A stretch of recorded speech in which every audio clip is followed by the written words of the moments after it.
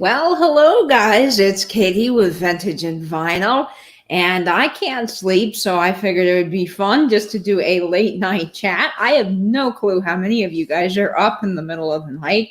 It is almost 1 a.m. my time, so you guys might not be catching this if you're on the East Coast. The West Coast folks might still be up and about. So we'll see what happens, see if anyone joins the chat or not. But I thought it would be fun just to talk a little bit with you all about some of my fun Christmas events coming up. And I already see that Karen Radford is in the chat. Hello, Karen. Welcome. So we have Karen, and I'm sure other people will join eventually, although it is pretty early in the AM here. But I figured it might just be fun to go live and chat with all of you guys for a little bit. I am working on some really fun things for Christmas this year, and I'm very, very excited about that. And I'll be sharing all of these fun events with you coming up on YouTube. So there's a lot of fun things happening this week. So let me tell you about those. First, let's say hello to a couple of more people in the chat. Miss Dam Jewelry is here. Hello, hello. And Sue is here. And Carrie. Hello, Carrie. And Mary, welcome. And Randy, hi. As I was just going to bed and kind of newsflash, you were talking. Yes, this is sort of a spontaneous late night live chat. And I'm just here talking with all of you guys about some of my fun Christmas events coming up and just hanging out for a little while. Hi, Sharon. Are you up? Yes, I'm here. Can you see and hear me? I hope so. Let's see. Sue. Got a ton of moolah today. Oh, I spent a ton. Oh, yes. Well, I did really want those shiny brights on Pamela's sale, and I have never seen that box before. Ever, ever, ever. And so to me, it was worth that $28 or whatever it was to get that whole box of shiny brights. And it will be really fun for my tree, and I can do a lot with that display. So that's fun. Sarah is here, Vintage Crazed.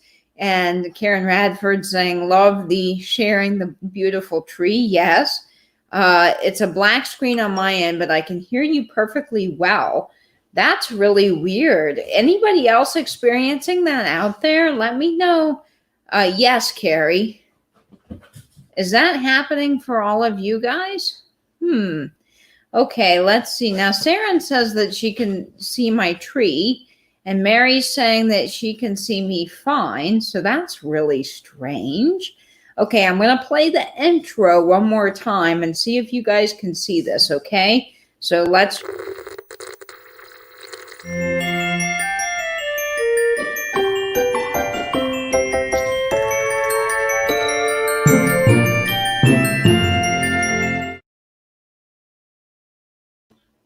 Okay, can you guys see me? Okay, so Carrie's saying she went back out and came back in and it was all fine. Okay, wonderful. And everybody can see me. Great, that's perfect. All right, so while I have 11 or 12 of you now watching at almost 1 in the morning, let's talk a little bit about some Christmas fun. Now, I have some really, really fun things happening this Christmas, and I am so excited to share them with you. Carrie says, sorry for the fire drill, y'all. No worries, Carrie. It's just fine. Yeah, we don't want the black box or the green box coming back on my channel. Well, it's never been on my channel, but I don't want to catch whatever that was from Pamela. Thank goodness I don't have any tarot cards or anything like that in my house.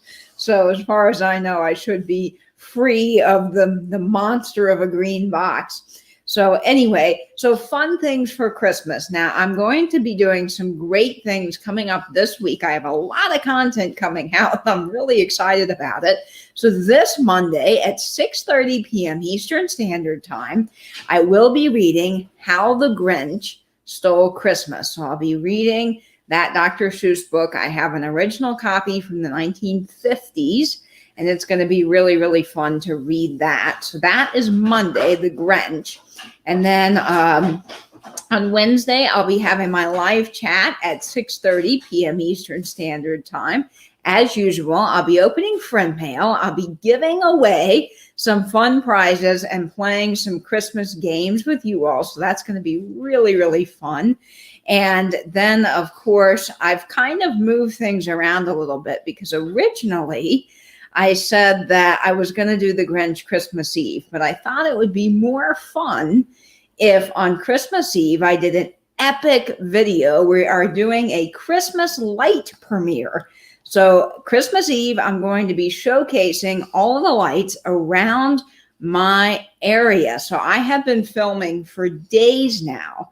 I've been going out to neighborhoods all over the city of Jacksonville, all the way down to St. Augustine to show you the night of lights. And I've got hours of footage, so it's going to be a real fun job editing all of this. But it's been really great, and I'm going to be showcasing all of that on Christmas Eve. We'll do a Christmas light premiere. It'll probably be about an hour because I have some really good footage, and it's going to be great. I even filmed a live nativity. Yes, there was a live nativity happening tonight in the neighborhood where I grew up with the Lumen area. So that was all going on, and I drove by there and got some fun footage of that. So you'll get to see some live sheep, a camel, a donkey, and a real baby in a manger, which is fun. A fun story about that, and maybe I can share that in the premiere. But when I was a kid, I grew up next door to the house that did the live nativity, and they've still been doing it every year since I was little. And they have a real baby, and they have actors that play, the different parts, and they rotate with the neighborhood folks. So each person in the neighborhood signs up for a time slot. Well, they bring in some sort of live animals from this farm that's probably about an hour away from us. And one year they bought a camel, and the camel got loose and started running through the streets of the neighborhood during the giant Lumen area. And it was hilarious to see all these adult wise men chasing after the camel, aka my neighbors who I knew, trying to catch this darn camel that was running away. So that's fun. I see that Patrick joined the chat here, and he's saying, why do I look at YouTube right as I'm going to bed? I know, me too, Patrick. And then I get sucked in, right? Yes, Monday, not Christmas Eve. So yes, I've moved that around because I think the light premiere will be much more fun on Christmas Eve. And I'll do the Grinch when I have more time, because the Grinch is going to take up at least an hour to read, and I want to have time to talk with people, and there'll be plenty of time to do that on Monday before other events get started on YouTube. And then Thursday night, I should have enough time to do the premiere. Yes, I'm just not sleeping, so I figured why not hang out with all of you and do a live chat. Hey, Angela, you're off Monday. That's really fun. Yes, I'm excited about this, Jamie. The light premiere is going to be awesome. Yes, and there is a neighborhood that does this big display. I mean, it is huge. They go all out. They're one of the neighborhoods that could be on a show like Christmas Light Fight. I don't think they've ever been featured, but I mean, they go bananas. And when you drive through, it is like a winter wonderland. I mean, the lights just surround your car. There is a line of people to get in. So I went a couple of nights ago, like at 9 p.m. when all the cars started to get out of the shuffle, so I could drive really slowly and film all the lights. So I think I got some really good footage. And I went down to St. Augustine and I got the Night of Lights filmed. And I got some really great footage. The trolleys were running this year, which I was kind of surprised that they were still allowing the trolleys that take you around to look at the lights, which if you ever make it to St. Augustine, it's just a ton of fun to get on the trolley. They play Christmas music. Everybody gets a cup of cider and cookies, and they drive you around and you get to look at the lights. And so I got great footage of the trolleys, some fun footage of the horse and buggies, with the horses all covered in Christmas lights. And it's just so fun this time of year in St. Augustine. Yes, a real baby. They do have a real baby in the manger. Well, good thing your dog wasn't there. Oh, Angela, we would have a bigger problem. Hi, Javier. Welcome. Welcome, welcome.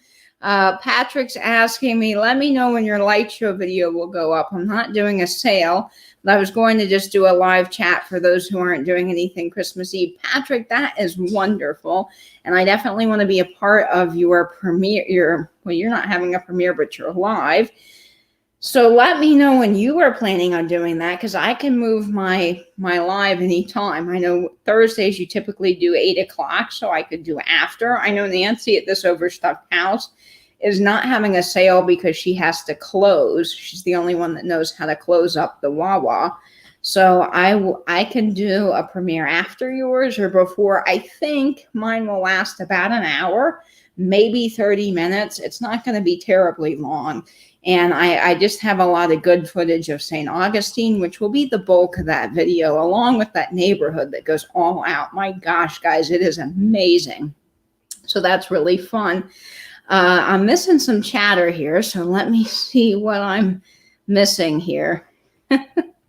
Let's see. Oh, boy. Let's see. Yes, funny. Everybody's laughing at my story of the camel. Yeah, the camel, that was an experience. Do you know when the Huckster helper is coming by? Your tree lights are doing cool things on the ceiling. They really are. I have that neat little light contraption thing that Misty rigged up from Walmart for the aluminum trees because they're safer than the color wheels. They don't get hot. And it's just so magical. It actually looks like I'm in an aquarium at night. And I really like it. I need fish stickers up on the ceiling, right? And then everything would be complete. Melanie, hello. Welcome, welcome, welcome. Probably 4 or 5. I don't know what 4 or 5 is. Let's see, Angela saying, okay, thanks. So that was something I think Patrick answered. My kids will love to watch the light video. Yes, Jamie, it is going to be fun. It's really something for everybody, for the whole family. It's going to just be great. And I filmed quite a lot of the neighborhoods here. Now, the only place I did not go was when I did my hometown challenge I did with Fatbird Finds. I took you over into a neighborhood where my favorite antique store is. And they usually do a lot of lights. And there's one house that has like an epic blow mold display. I drove over there and could not find them this year. So I don't know if that neighborhood is just not doing as much. I really wanted to take you through there, but I think the only neighborhood doing the Luminaria this year was where I grew up in San Marco area. So I filmed all of that. So I might go another night before I finish the editing on that and see if that neighborhood is doing anything, because they're very cool. Yes, Vincent Price. I don't know if he was the original narrator. I honestly should look that up. There's a lot of people that have done the Grinch. And then, of course, I like the old original Grinch. I'm not big on the new Grinches. I'm not really I love Jim Carrey, but I'm not a big fan of the Grinch with Jim Carrey. And the new one, the new one was okay, but I just love the classic Grinch. I think it's just so perfect. Oh, no worries, Sue. You go to bed. Katie, what's the neighborhood name? I watch another YouTube family that lives in Jacksonville, and they went to a neighborhood for lights that sound like what you're describing. Yes, Carrie. So I don't know the name of the neighborhood, but the street is Ricker Road. Ricker Road over in Arlington area of Jacksonville. So that's kind of south side-ish area. But that neighborhood, I mean, it is amazing. Now there's another neighborhood I just found out about tonight. I was driving through, it was so funny. I was driving through the neighborhood for the Luminaria, filming out the window, and this lady came out to take out her trash, and she was like staring at me, and I thought, okay, this probably looks weird, right? I'm driving through the neighborhood very slowly, holding a DSLR camera out the window.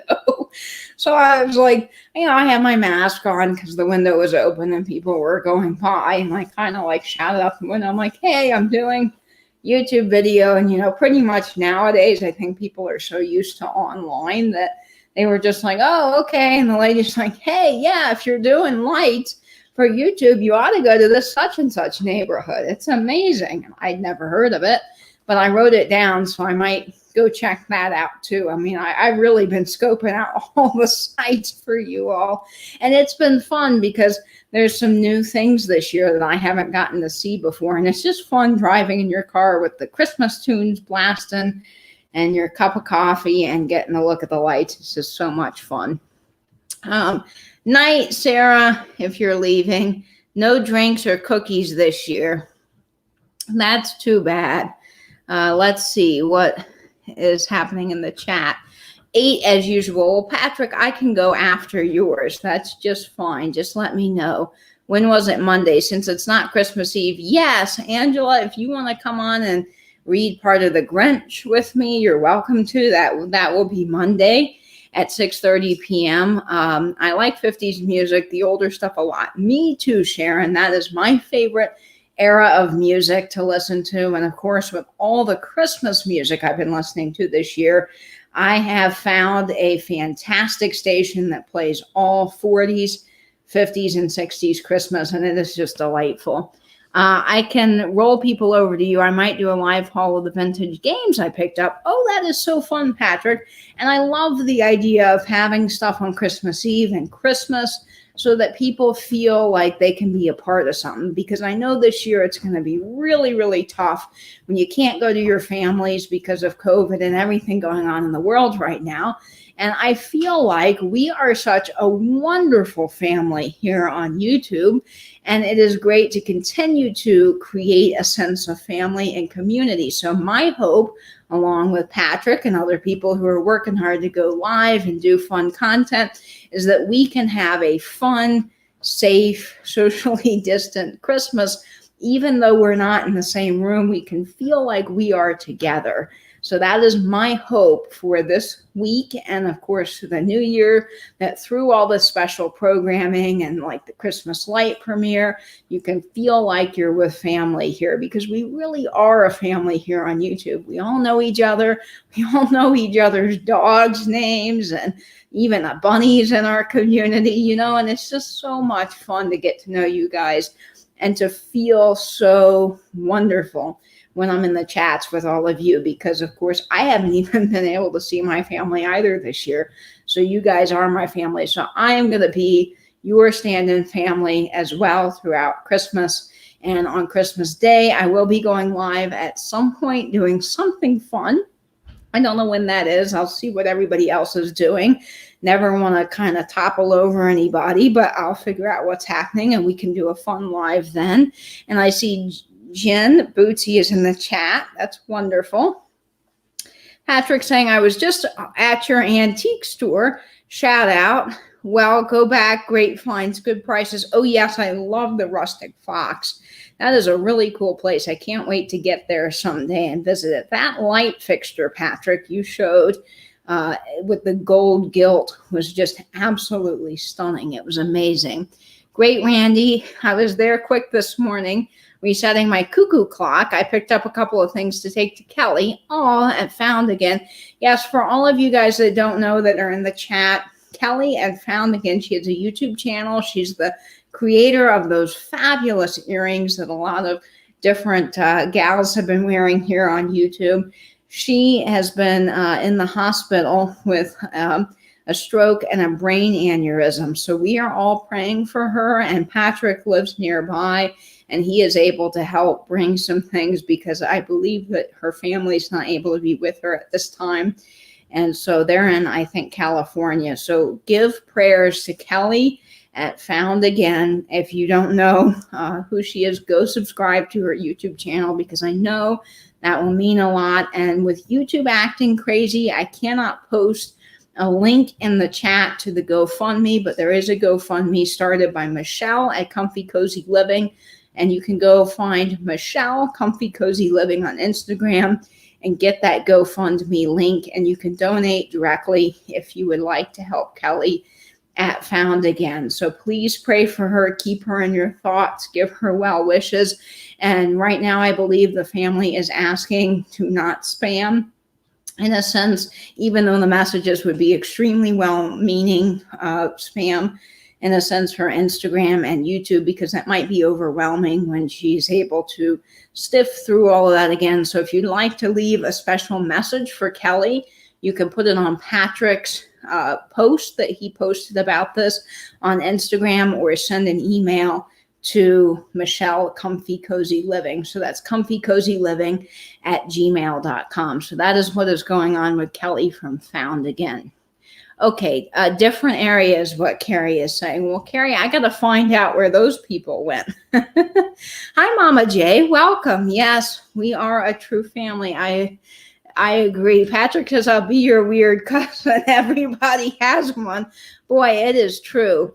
And yes, she moved out of the hospital today in a rehab center. So that is good news. Yes, if you were on Pamela's sale, Michelle had just come on Pamela's sale and mentioned that she was finally moved out of the hospital. So that is a big answer to prayer. Of course, a long road of recovery, but it's so good that she's out and in the rehab center. But still, prayers, donations, whatever you can do are needed for Kelly. So we are rooting for her to be back on YouTube soon. Watching movie Christmas in Connecticut from 1945. That's interesting, Aaron. Have to look that one up. Let's see. Michelle has the GoFundMe info on her community tab on her YouTube channel. Thank you, Jen. That is so helpful. I don't know. Yes, Vatbird Finds has it too on their last video that they did, Flippin' and Sippin'. There's a link there. So what I think has been happening lately with YouTube, and that's been very strange, is you can't post, even as a moderator, you can't post links in the chat anymore, and you can't post emails unless you space it out and you don't put the @ symbol. So on Dee's sale and Pamela's sale, as a moderator, I was not able to post any links or any emails. So I have no clue what's happening, and it's very, very weird. So I don't know why I can't do that. What's going on with YouTube? Hopefully they'll bring that back, because it's extremely helpful when you're in the chat just to drop a link to a channel for someone that can't find something, or just to post an email when you're at a sale and people are wondering, how do I claim my item that I won, So hopefully we'll get that all fixed. Yes, and Angela saying she's totally right. They raised over $1,000 for Kelly at Found Again on the GoFundMe page. So that is really good and very exciting. So thank you all for anyone that has donated. That is really, really big, and that is so, so wonderful. Yes, and I have not seen that movie either, the Christmas in Connecticut.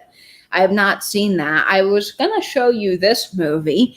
For all of you guys that have not seen this, I just dropped something, and my neighbor downstairs is going to be so mad at me because she says that I've quote unquote been making a lot of noise. So I'm trying to be more quiet, but in reality, I think it's Louie, because Louie likes to drop her hard Kong toys on the floor, and my poor neighbor, she just trying to be quiet, but then things like that happen, and she's probably yelling at me from her bedroom.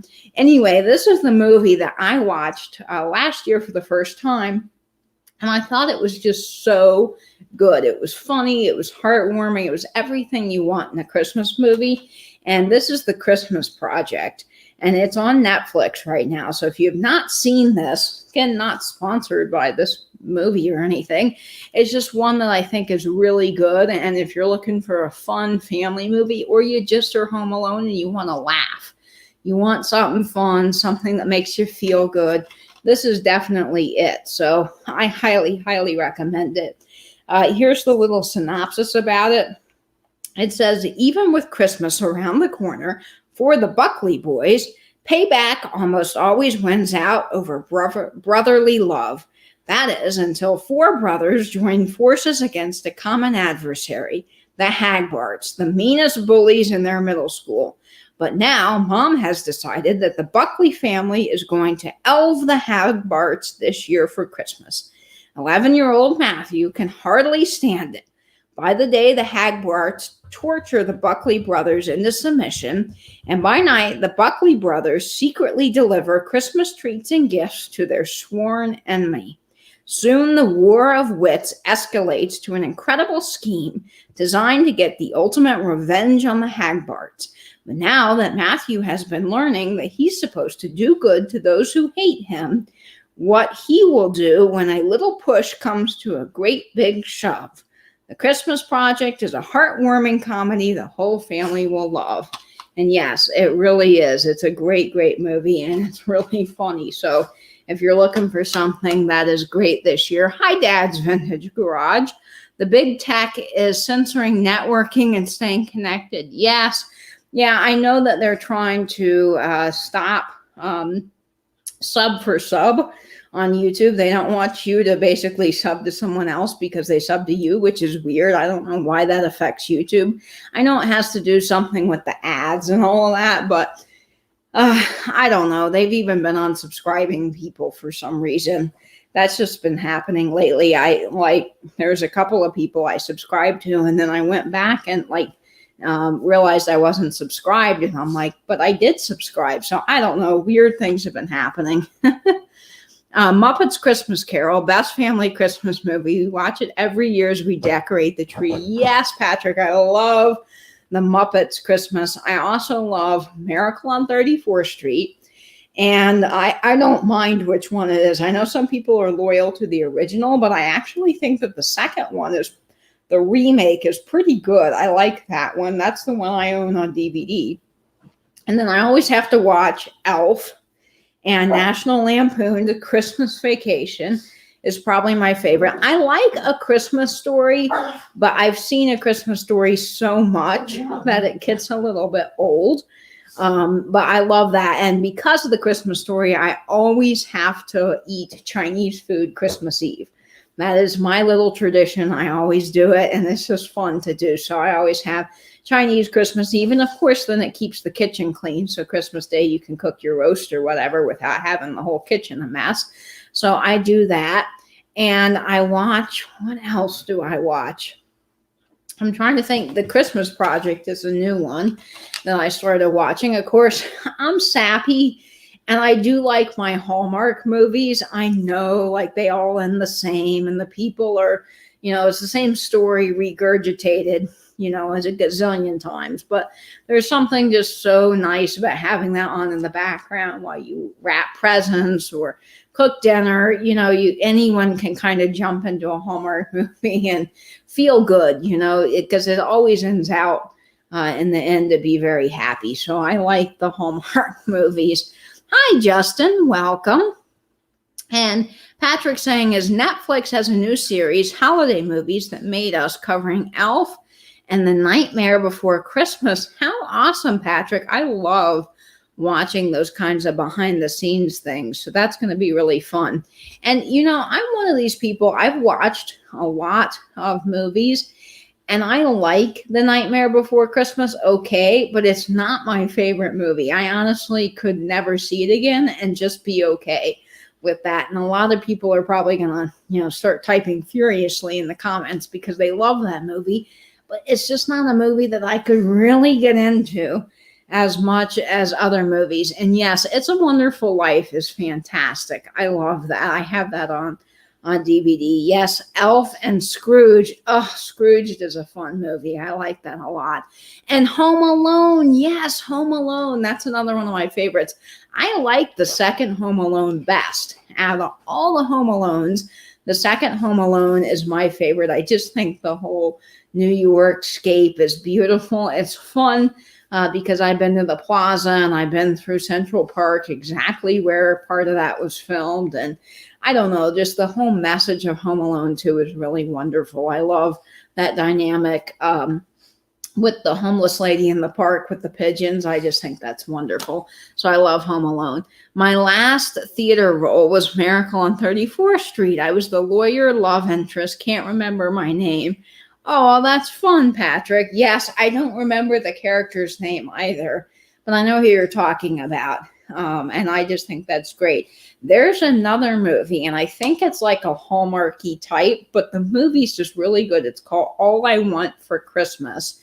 And it's about a little boy that enters a Christmas contest. And, in the contest, all the kids are asking for like the toys that they want. But he asks for a husband for his mother, and he ends up, spoiler, winning the Christmas contest. And it sort of follows the love interests of the mother and the kid. And it's just a really good movie. So I've got that on DVD. I watch that too every year. And, I like Four Christmases. Yes, Justin, that's another one. There's so many good Christmas movies, but I love Four Christmases.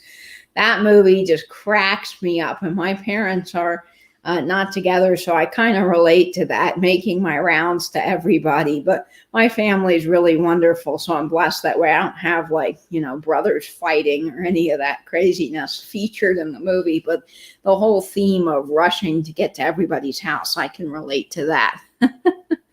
No, Katie, no. Are you saying that to the Hallmark? Yeah, a lot of people don't care for the Hallmark movies, but I'm just a big fan. Love Actually, yes, that is a good movie too. I don't have that on DVD, but I need to get it. White Christmas is wonderful. Love White Christmas and It's a Wonderful Life. I have both of those on DVD. Yes, I have not watched Love Actually yet, but it is on Netflix, so I can do that. The Bishop's Wife. I think I've seen that, Mama J. It's good if I remember correctly. I try to get my favorite movies on DVD because it's really hard sometimes once they go off of streaming to find them. So this year I got this for $4. It's not Blu-ray or anything. I'm not really into having the most fanciest thing in the world. For me, it's just TV. A lot of people are all into the 4K thing now, but I'm totally fine with a DVD. And I was just happy to pick this up because I thought, well, next year, if they get rid of Netflix, not that Netflix would go away, but if they took it off of Netflix, then I wouldn't be able to watch it. So I picked it up for a couple of dollars just because I like it so much. Jen is saying, so true about Hallmark and Lifetime movies. You can still get things done with them on in the background. Yes, you really can. Yes, Home Alone is good. I love Home Alone. It's such a fun movie. And the Santa Claus with Tim Allen. Now, the other ones, there's several in the series, but the first one is my favorite, so I really like that.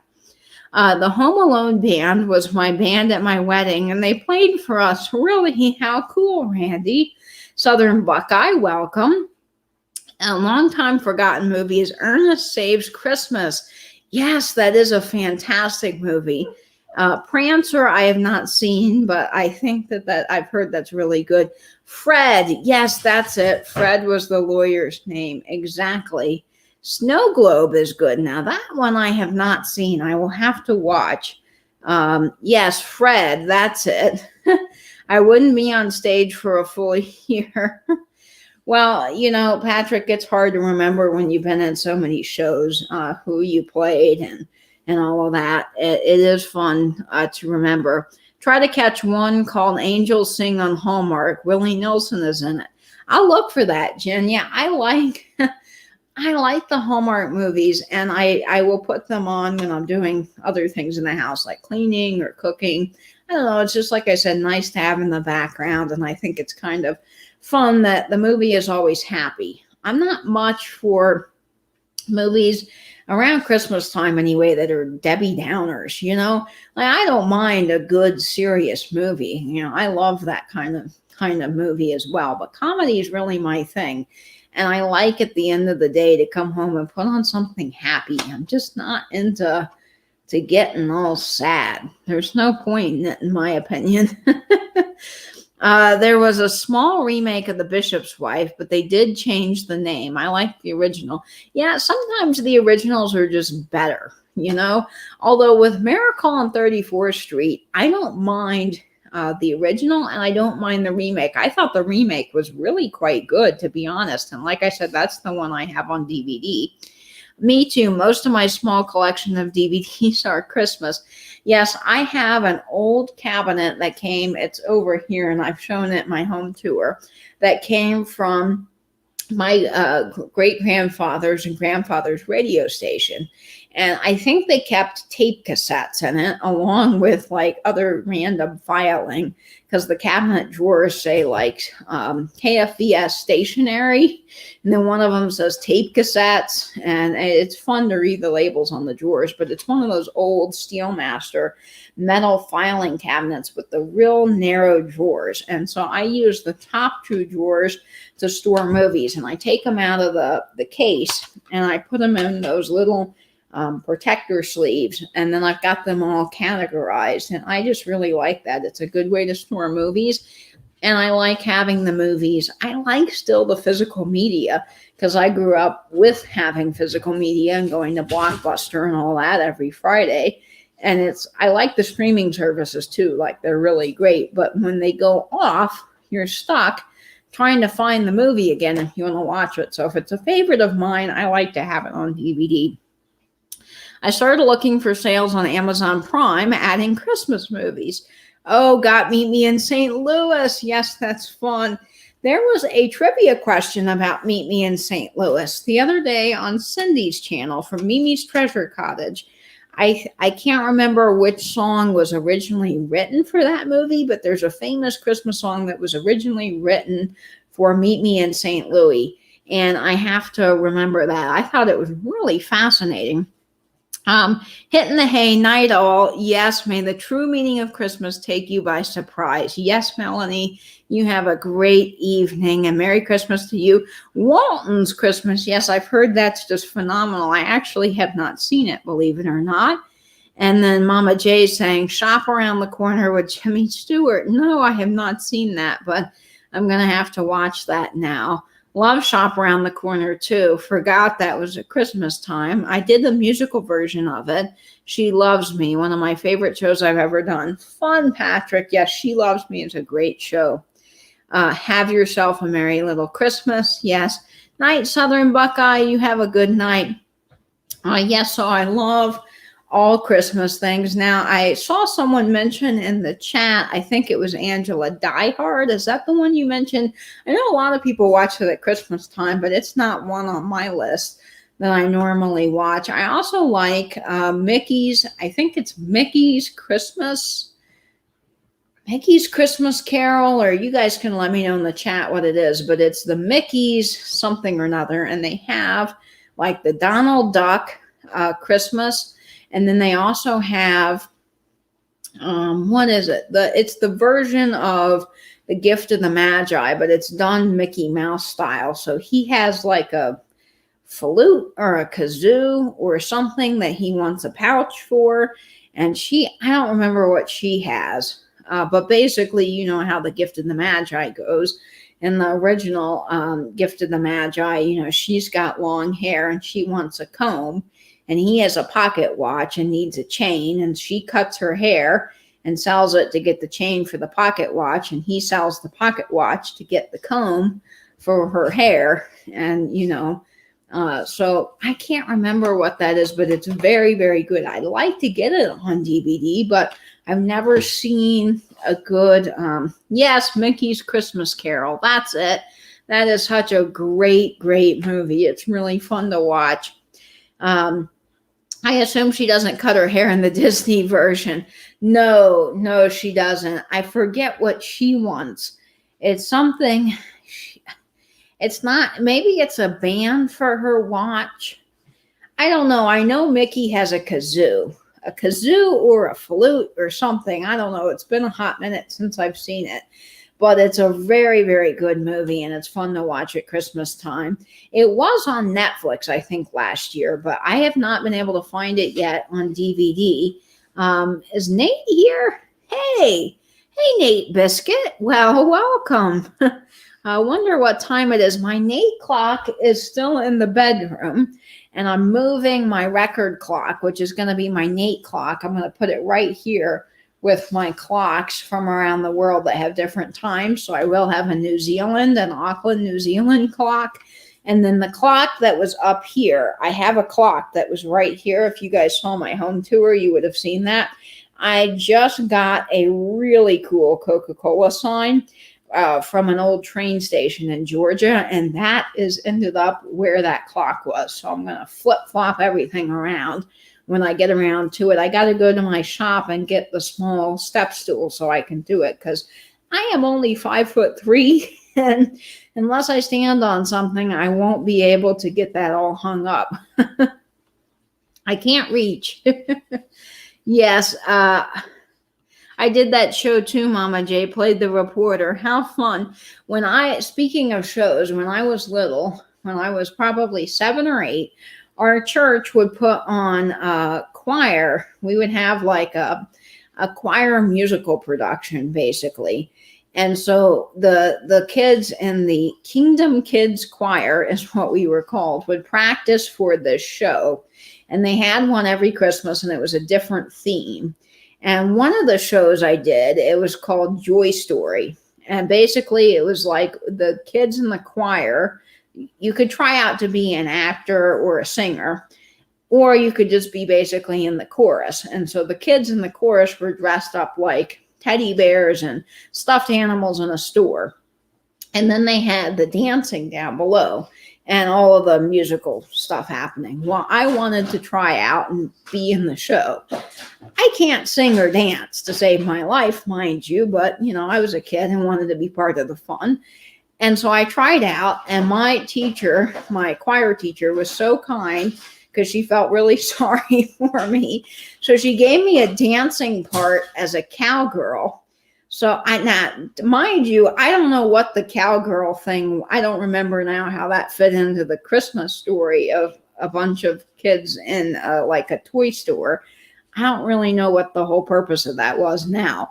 But I remember for weeks and weeks and weeks trying out with the other kids and practicing really hard to learn the couple of steps that I had in this production. And what was more exciting than actually being on stage was I got a pair of white cowboy boots, and I thought I was just the greatest thing since sliced bread, and my white cowboy boots with the steel tips.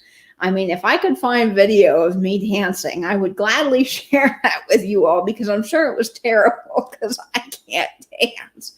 But I had the whole cowgirl get up with the white hat and the boots. And I remember too that there was a Energizer bunny. So this is a random assortment of stuff for a church play. I don't remember. I guess they were trying to do some like comic relief or something. And I remember that in the show, also with the cowgirls, they had an appearance by the Energizer bunny. And I remember that there was some kid that was going to play the Energizer bunny, and he got sick with food poisoning the night of the show. And, a bunch of kids thought it was so funny, whatever it was, this kid coming out on stage, doing the Energizer bunny. And we were all like super sad that this kid could not be in the show, because we thought that was the funniest line. And now I don't even remember what it was. But they've had some other choir teacher dress up as the Energizer bunny and come out on stage. So I don't know, that was big fun as kids. And I remember our choir teacher, she would always end every practice by saying that we had worked hard enough, that we deserved ice cream, and our parents ought to take us out for ice cream, because we would have to stand for like 2 or 3 hours at a time for rehearsal. There was no chairs in the choir loft. It was all just standing. So you'd get really tired, and imagine a bunch of 7, 8, 9-year-olds having to stand for a couple of hours and practice songs for these musical production things. I don't know. It was a fun memory, and I'll have to find some video of that. I think I still have the white cowgirl boots at home somewhere at my mom's house. I'll have to look for that. Hi, Will's Thrifting again. Welcome. I need to find something to do, Mama J. It was just before I got into reselling. I did several shows the year I got my divorce, and I still had a full-time job. That's fun to be part of community theater. Yes, you're 5'4". Yes, I'm not very tall, so I need all the help I can get when it comes to hanging things on the wall.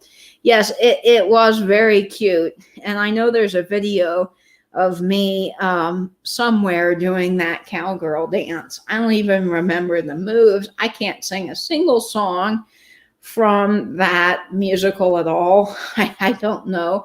Now, I do remember one year at church, they also put on a production of the Christmas story, and they needed angels. And so they had a bunch of us. My mom had to make this angel costume out of like white felt and a trash bag or something.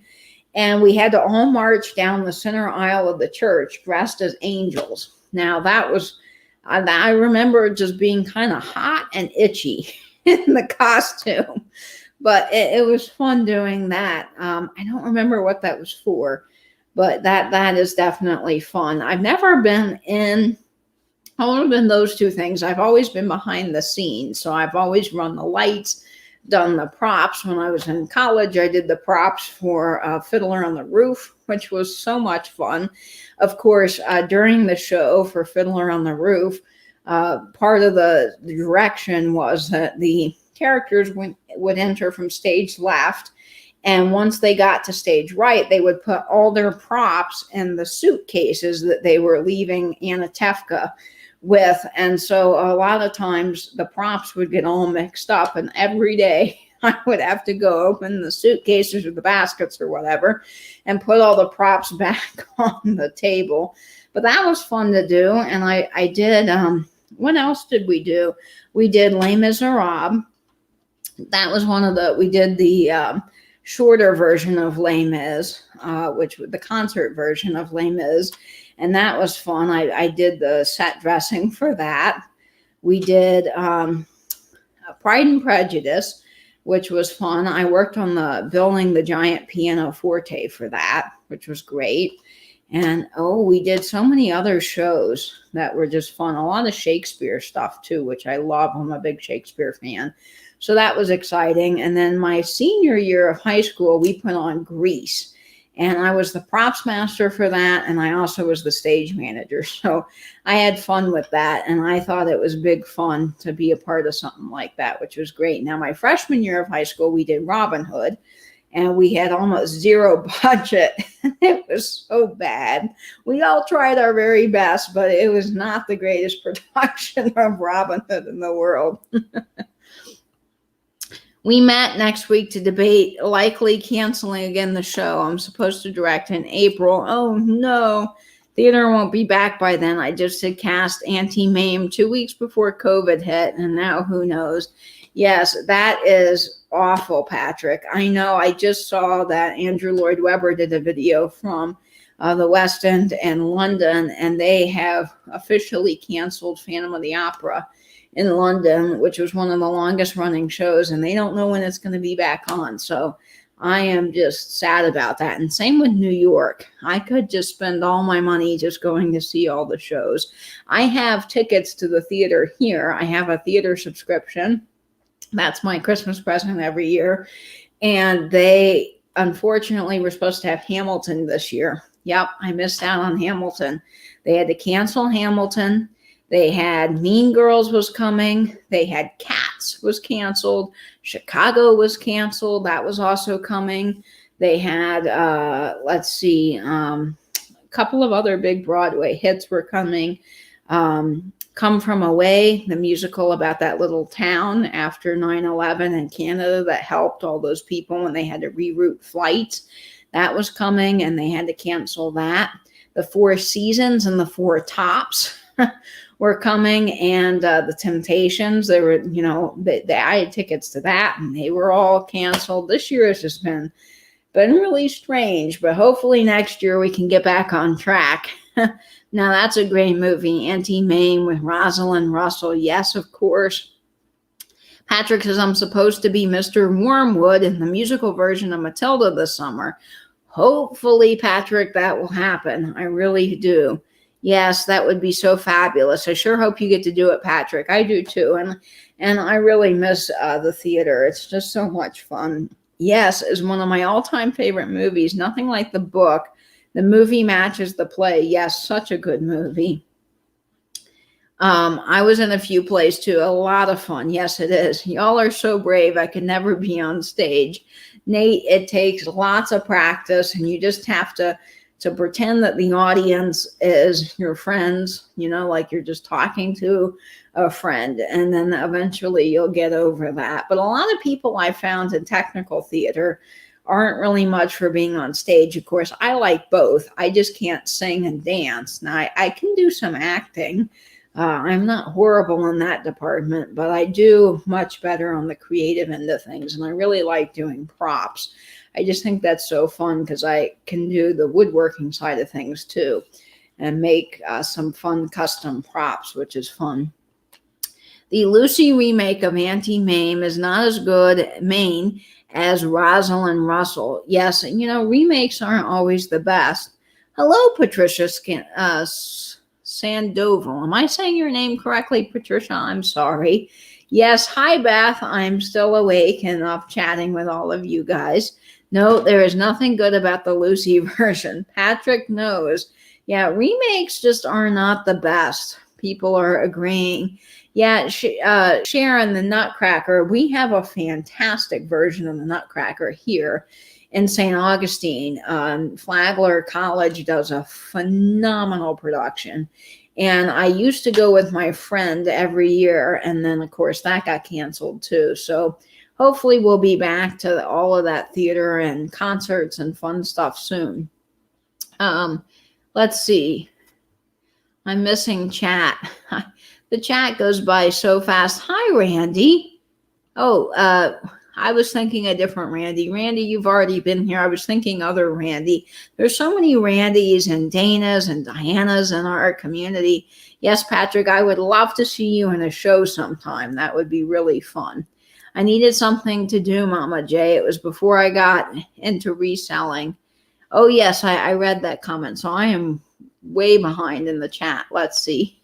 Let me get back. Oh, yes. Hi, Stephen. Welcome. Yes, I'm up late, just hanging out with all of you guys. Thanks for your great comment today on my record video. I really appreciate that. Yes, and I think you were the one that was saying Susie Snowflake, which is a fun song on the Rudolph album I have. Doesn't get enough recognition, and I agree. It's a great song. So in the chat, let me know, have you guys heard of Susie Snowflake? Because I had never heard that song. Like, it's never on the radio. It is never on any other album that I've ever had. So I'm discovering this sort of for the first time this Christmas, and it's really a fun song. So have you heard of Susie Snowflake? Let me know. I had tickets to see Beetlejuice on Broadway last May. Oh no, Jen.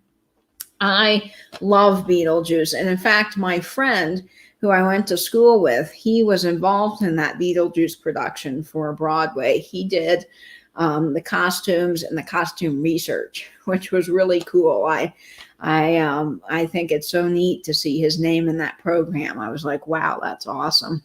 Beetlejuice is great. Hi, Stephen. Yes, Merry Christmas. And I hope to see NYC for Thanksgiving week to see Hamilton Rockettes and the Macy's Day Parade. Yes, Beth.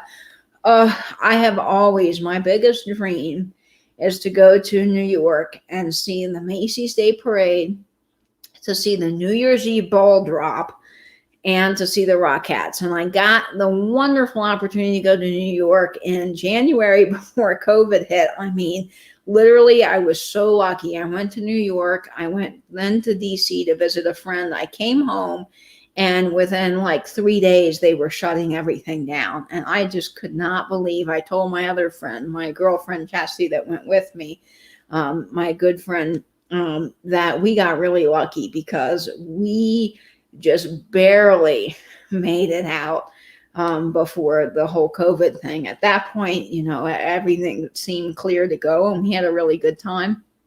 And so we're lucky that we made it. But it was fun going to New York with your best friend and just getting to take a girls' trip for the weekend. Well, we spent a week there, and it was just so much fun. New York is one of my favorite cities, and probably is my favorite city next to St. Louis.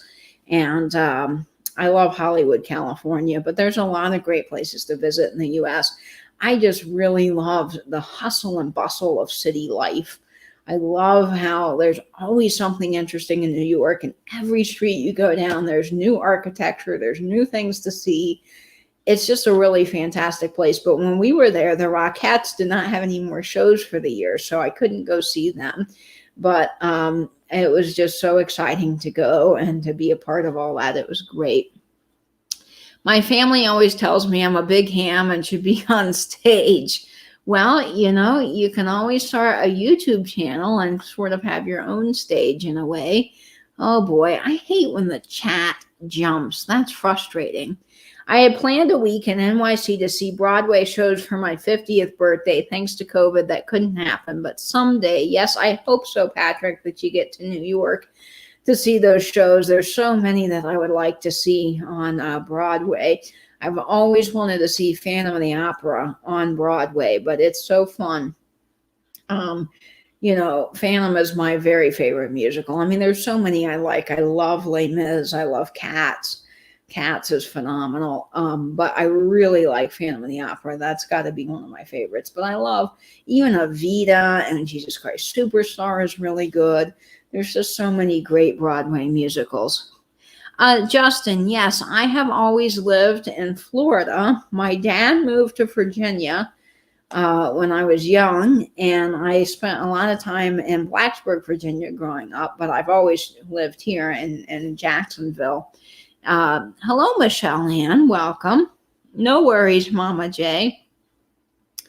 For me, the fun is the social part. Drinks after rehearsal. The performing is just the next step. It's why I'm not enjoying Zoom theater. I need to be around people. That's what I miss. Yeah, I like the camaraderie that theater has. There's just something about that. When we in high school would have shows, and we were only allowed to do one show.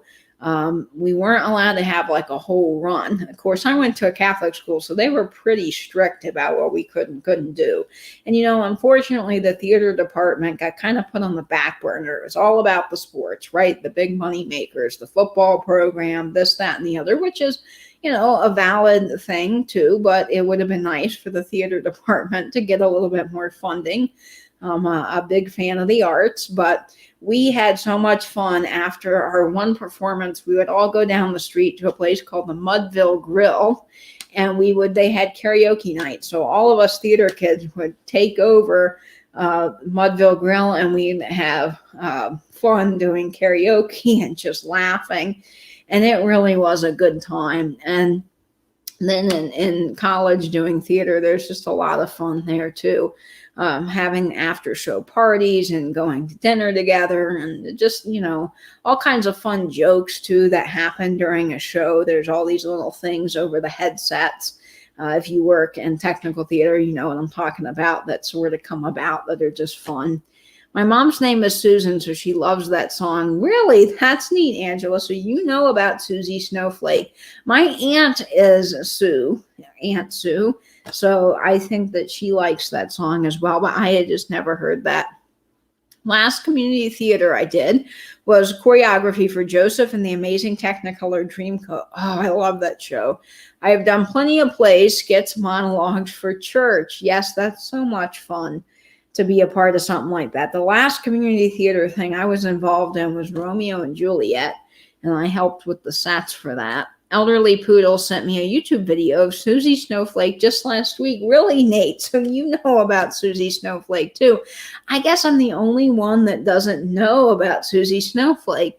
I have a handful of versions of Susie Snowflake on various comps. It didn't become a chestnut like so many others. Yes, it probably wasn't, something that was in the mainstream.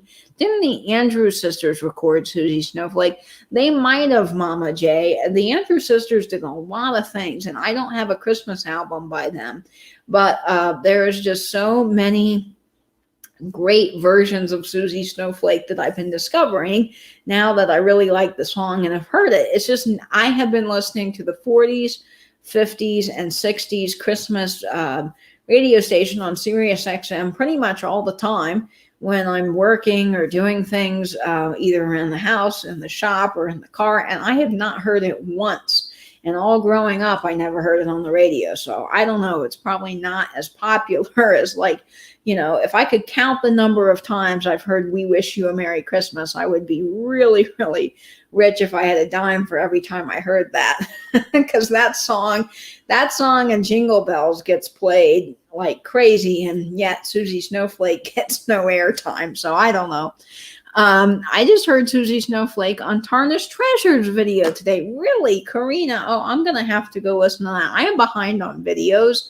See, I'm on a live chat, so I'm not watching any content, but I really need to go catch up on her videos. I've started, but I am behind. Yeah, never heard of it. Okay, Patricia, I'm glad I'm not the only one. I saw some people on my record video saying they hadn't heard of it either, so I'm really, really glad that I wasn't the only one.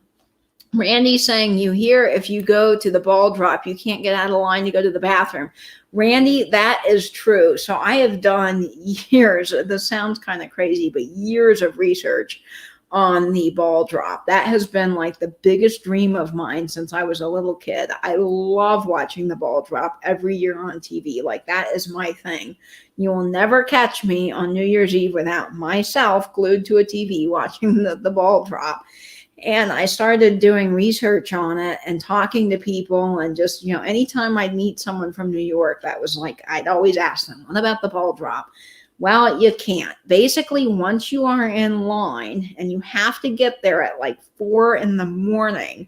to even get a decent slot, because Times Square is small, but it's still pretty long, and there's like millions of people in that little area. And for security reasons, they have to completely block everything off. All the stores are closed. The manhole covers are sealed. They have security everywhere for everybody's safety, of course. And once you're in, you cannot, you can't leave. You're in there. So basically, what people were telling me, and I confirmed this when I went to New York at the beginning of the year, is basically people are wearing, and this sounds gross, but people wear adult diapers is what they do, apparently. And they bundle up. You can't even bring, I don't know that you can even bring certain foods. They're very strict. So what I basically found is the best way to see the ball drop and not have to be in the crowd, freezing to death and desperate to go to the bathroom, is you rent a hotel room. But if you rent a hotel room where you can see the ball, you have to rent it like 6 years in advance, because things get really booked up. Now, the lady at the hotel where I stayed, and we stayed in the Times Square area because it was the most convenient to everything we were going to do, she said, if you rent a room, get this, on New Year's Eve, just even for the night, it's over $1,000 to rent a room. But she was saying that for almost that same amount, you can buy what they call a New Year's Eve exclusive pass, and you can get a rooftop spot at one of the rooftop restaurants. And basically you get like the live concerts from, you see the live concerts from all over the place when they do New Year's Eve coverage. You get like a 5-course meal plus dessert and like all the drinks you want. And then you get chauffeured, I guess, back to your hotel once the thing is over. So I don't know. I mean, that's crazy expensive, but one day maybe I'll get a chance to do that. I think seeing the Macy's Day Parade's easier because you can just, pitch a chair pretty much on the parade route anywhere you want and watch it. Now, if you're watching it from the grandstand on 34th and Broadway, I mean, you got to pay a pretty penny to sit there. Only the elite of the elite get to be part of that. But I think seeing the Macy's Day Parade is a lot easier than if you were to try to see the ball drop, because it's crazy. But there are people every year that pack in there. I mean, hundreds upon hundreds of thousands of people that come from all over to see the ball drop, and they somehow manage to stand out there. I don't know that the cold would be so much an issue, but the fact that you can't go to the bathroom, that's a real problem. I mean, also, if you can't bring food, like, do you just starve? I don't know. And then imagine all those people at the end of the night dispersing and having to go back to where they're from, wherever hotel they're staying at or apartment or house or whatever. And, there's probably not cabs running. Well, I mean, it's New York, so there probably are cabs running pretty much all night long, but not in that area. So you got to walk a long way. And then there's no stores open, so you can't go to the bathroom anywhere. I don't know. That just seems kind of crazy. The lady at the Swatch store told me, and the Swatch store in New York in Times Square said that they used to let the store owners come out at the last second before the ball drop and watch it. But now they don't even allow them to come out of their stores for safety reasons because of all the attacks and things they have to worry about. So it's apparently a pretty strict deal, but that would be fun. It just would be something you'd have to really plan. But I have been, kind of researching that for a long time just because it's something I would love to do. If I won the lottery, the only selfish thing I would do would be buy tickets to every Broadway show. Me too. I would be seeing everything I could. Man, in New York when I was there was so much that I wanted to see. But, tickets are really, really expensive, and it's just hard to get to everything. So the best thing is if you're ever in New York is it's worth it. You got to get up super early, but go to Times Square, and same in London, stand in line for the half-price ticket booth. You'll get some really, really good deals. And that's really the best way to go see shows. Also, if you sit in the back, the tickets are cheaper, but a lot of those theaters, it doesn't make a difference because there isn't so many issues with sight lines. So you can sit in the back and have really good seats. Now, except for Phantom of the Opera. Phantom of the Opera is one of those shows, Cats too, where you want to be right in the action. So for me, with Phantom of the Opera, I like being in the middle section because the chandelier comes swinging down, and I've gotten a chance to see that twice now, and it's so fun to be right there where you feel like the chandelier is going to hit you in the head. It's really fun. And then Cats, if you don't know, the Cats come down the aisle. So the Cats come down the aisle and they wrap their tails around certain people that are on the end seat. So it's really fun if you can get an end seat for Cats. I've seen Lion King too, and Lion King's another one of those where it's really fun to be on an aisle seat because all the animals come marching down the aisle at the beginning of the show. So that's a really good spot to be for those musicals. Imagine how the Roaring '20s were at Christmas. Oh my gosh, those must have been just a fun time. I would love to see Phantom. Yeah, Phantom is amazing. Chicago is my favorite musical. Beth, I love Chicago too. I got the opportunity to see that. Finally, I've seen the DVD movie version a bunch, but it came not last year, the year before last. I got a chance to see it. It came here, the traveling Broadway production, and it was phenomenal. I had such a good time. But what was so funny about that, I saw Chicago and I saw Rent because they both came, and I have the season subscription. So you basically get, I think for the whole subscription, you get 6 shows basically throughout the year. And so Chicago and Rent came, and I remember both shows, there was a group of elderly women that had come, they had come and gotten tickets because they had heard these shows were really good. And specifically for Rent, I'll never forget, they did not know what Rent was about. And Rent is a lot, it's a pretty dark show. And they didn't understand. So, and I remember in the intermission, the one lady, I think she dropped her program under my seat. So I went down to get it. And she's like, hey, by the way, I don't understand what's going on. What is happening? This is pretty risque, is what she said to me. She must have been 80 or 90 years old. So I turned around and I was trying to explain Rent to this group of elderly women that had come, to one of those day trip theater things. And I remember that they didn't like it. And the one lady says, well, the rock music just sounds like racket to me. Now, I love Rent, huge Rent fan. So, I can tell you everything about Rent. And they didn't come back for the second part of Rent. And the same with Chicago. The ladies that had come, they did not like it, and they left. I But you have to kind of do your homework before you go to a show. Like, I saw Waitress, which I love Waitress. It's such a good show. And there was a lady that brought her kid. And Waitress is a good show, but there's a lot of kind of things that are more adult themed in the show Waitress. So I was kind of thinking, this is not one that maybe she couldn't find a sitter. I don't know. I'm not judging, but I remember that she laughed because she probably thought it was a bit too much, for the kid. And there's other shows that come here. Like typically we always get a Disney show like Cinderella or something. And those are the times that you can bring your kids. And it's fun when Cinderella came here to the theater. All the little girls were dressed up in their princess outfits coming to the theater. And it was so cute to see all these little girls coming into the theater in their princess outfits. Even an adult can enjoy Disney, right? I took the Huckster Helper to the Tony Awards for her 16th birthday. Oh my gosh, how awesome, Patrick. I would love to go. One of the things that I always love to watch, I watch the Tonys, of course, every year. And then I watch the Oscars. And I have always wanted to have an Oscar party, but my friends don't care about the Oscars.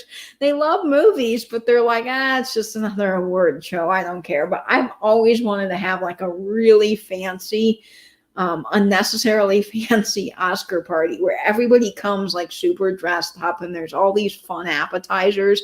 And it would be fun to do like a Roaring Twenties theme to the party, and then we all sit down and watch the Oscars. I don't know. I got to go to Hollywood on a trip. And I've been to the Kodak Theater. Well, now it's not Kodak Theater anymore. It's something else, but where they do the Oscars. So it's just so fun. It's such a special event. I love that. If you ever come to St. Louis, we can have a coffee or something. I live across from the river from St. Louis. I grew up over there when I was younger. Maybe you can see my record collection. Michelle Ann, that is awesome. I have family in St. Louis. All of my mom's family lives in St. Louis, which is really cool. My grandparents grew up in Cape Girardeau, Missouri. My grandfather did, and my grandmother grew up in St. Charles. And then my grandmother's brothers all lived in St. Louis. And then my aunt, Aunt Mariana, still lives in St. Louis, and her three boys.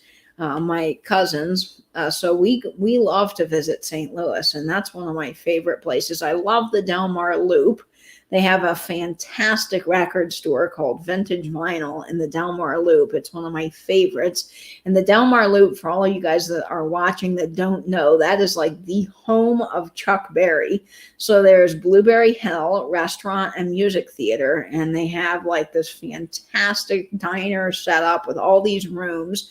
They have the world's largest collection of Chuck Berry memorabilia. And then you can see live shows there. And then it's like a little artsy community. And it's called the Delmar Loop because there's a train or a trolley that runs in a circle and it loops around. So you can ride the trolley, and then they have the Vintage Vinyl store, which is phenomenal. And they have the Silver Lady, which is like a antique jewelry store, which is really phenomenal. And then they have a bowling alley, but it's more adult themed. But it's all like old school 50s pinup style, which is really fun. And then they have this amazing place called the Peacock Diner.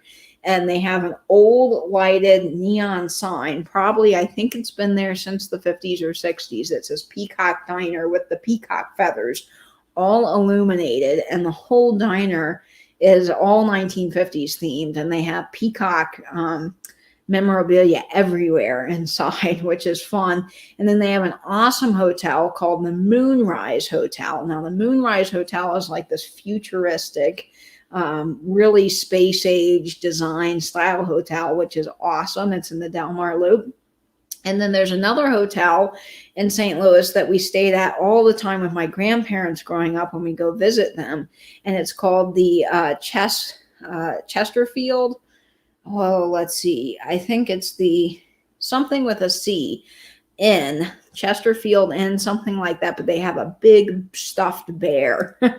inside, which is fun. But my favorite hotel, of course, the Moonrise is awesome, and love all the hotels we've been. But they have a really cool experience in St. Louis. If you ever go, they've turned an old train station from the 1930s into a hotel, and so it is just really, really amazing. And if you ever get a chance to look up this hotel, it's called Union Station, and they've turned it into a hotel. They have an aquarium now for kids, a great aquarium. They have a big Ferris wheel, and then every Christmas they do like this magical Christmas display, and they have a train outside, a real train from when the train station was working, and they set it up like the Polar Express, so you can ride the train in your pajamas, and it's just so cool.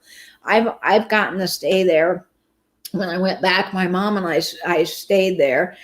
I found it by accident. Actually, we were trying to get into the Moonrise Hotel and the one with the bear, because we had stayed there a bunch, and we couldn't get in. They were booked. And so I was looking at other hotels, and there was this hotel. I'd never heard of it. And I didn't look up any pictures. It just had really good ratings. And we booked the hotel for 2 nights because we were in Cape Girardeau helping my grandparents move. And then we went to St. Louis to visit some family on our way out of town. And so we got a hotel room there, and we walked in. I mean, this was like the coolest hotel I've ever stayed in. The train station is not just some boring old like industrial building. It is gorgeous. There is all this hand-done plaster molding all over the ceiling, hand painted. They have like Tiffany glass windows inside, and it is gorgeous. It is amazing. And if you can, go on YouTube and look up Union Station Light Show. They had the Cirque du Soleil, yes, the Cirque du Soleil company that does the lights for Cirque du Soleil. They had them design this custom light show. Every night they do it from 5 to midnight, and they shut off all the lights in the train station, and there's this huge convex ceiling, and they do the lights, and it's not just some boring old laser light show that we've all seen. I mean, it is phenomenal. They have a Beatles one with all of the Beatles hit songs, and like for Penny Lane, they had all these pennies dancing on the screen. And then when it was Yellow Submarine, you felt like you were in an aquarium with fish swimming and the Yellow Submarine going around the ceiling. And then they had a Queen. They had Queen was one of the ones that they did when we were there. And they have like these ladies that are reliefed into the side where the arches on the train station ceiling, and they have torches, and there's probably 6 or 7 of them going like this around the archways on both sides where the train would have come in and out, because those would have been lit to guide the trains in and out of the station. And so they would actually integrate the light show with the ladies with the torches. And so they'd have, like, for the Queen show, part of the music would be really jumpy, and they'd have the ladies light flash. And it is just so cool. I'm telling you, I'm not doing it justice by describing it, but it is amazing. And there's so much history with the Union Station Hotel. So for all of you guys, Michelle Ann, you're in St. Louis, you got to look that up. I mean, if you've not heard of it, it is just so cool. And it's a really fun experience. Like, even if you're in St. Louis and you don't stay there, anyone can go see the light show. And they do it, every night. And if you're really kind to the guy, there's a guy we met that was the operator of the door, and got your car and did all that. And he's just the nicest gentleman. And so I found out through just Googling the hotel and online watching these videos of people who have posted to YouTube the light show. They posted one about Queen, and I'm sure you could get the list at the desk, but I said, oh, I love Queen. My mom loves Queen. Is there any way you could do that one? And they were having a wedding, and so they weren't going to do any, like, the second night we were there. And the guy was so nice. He went up to the front desk and was like, hey, we'd like to do this for a guest. and they had enough time. And so they actually shut everything down and did our request, which was the Queen one, which is so cool. So it's really amazing. I would love to attend the Tony Awards. Yes, my favorite award show. That is very cool. I'm sorry, guys. I've been chatting so much that I'm missing your comments. I saw Dennis Donna Summer last year in Hollywood. Oh my gosh, how incredible, Patricia. That's got to be one heck of a show. It was the year Alan Cumming and Kristen Chenoweth hosted. Oh, not a good year, but we sat in the Funhouse section, which won a lot that night. It was fun. One of those special memories with my kid. Yep. Those memories are the things that you'll remember forever. I will never forget going to Hollywood with my mom. The two of us went on a trip, and we went and experienced seeing where, like I was mentioning, I watched the Oscars every year, seeing that, in the Chinese Grauman Theater and the Hollywood sign. I mean, I will always remember that because I see that so much in TV and movies, that it's so cool when you get to see something that you've seen your whole life on television, and then you get to see it in real life. And then every time you see it, just like the images from New York, it brings back this memory. You feel like you're standing on the street again, and it's just so incredibly cool. So I always say that, of anything in the world that I could do, traveling is one of my favorite things, because those memories will stick with you forever. You really get your money's worth out of taking a trip somewhere and learning about a different area, whether that's just driving 20 minutes to a new little town nearby or going halfway around the world. It's just so cool. Rosemary Clooney recorded Susie Snowflake. That's interesting. Yeah, so Bessie, I'm glad you've never heard of Susie Snowflake either, and neither has Patrick, so I'm not the only one. Hi, Michelle. Yes, I am up late, just chatting with you all. Where in the world did that comment go? Yes, very pricey. Yeah, it would. To do New Year's Eve would cost a fortune. When I was there, we left to come home on the 30th because our hotel was going to be $2,500 on the 31st just for one night. I didn't even have a view of the ball. Yeah, Jamie, it's insane. The prices are insane. And, maybe 1 year, but that's just a whole heck of a lot of money. But I tell you what, that would be a dream come true. It's always funny to me when they interview people waiting for the ball to drop. They're international and they just literally fly in for the night. I have heard people do that. And one of the things that I miss is they used to interview the crowd. I remember growing up, that was pretty much all the show consisted of, was the host talking, them interviewing the crowd, and then watching the ball drop. And now we have so many performances, like they go live to Nashville or whatever. And, that's great, but I really could care less.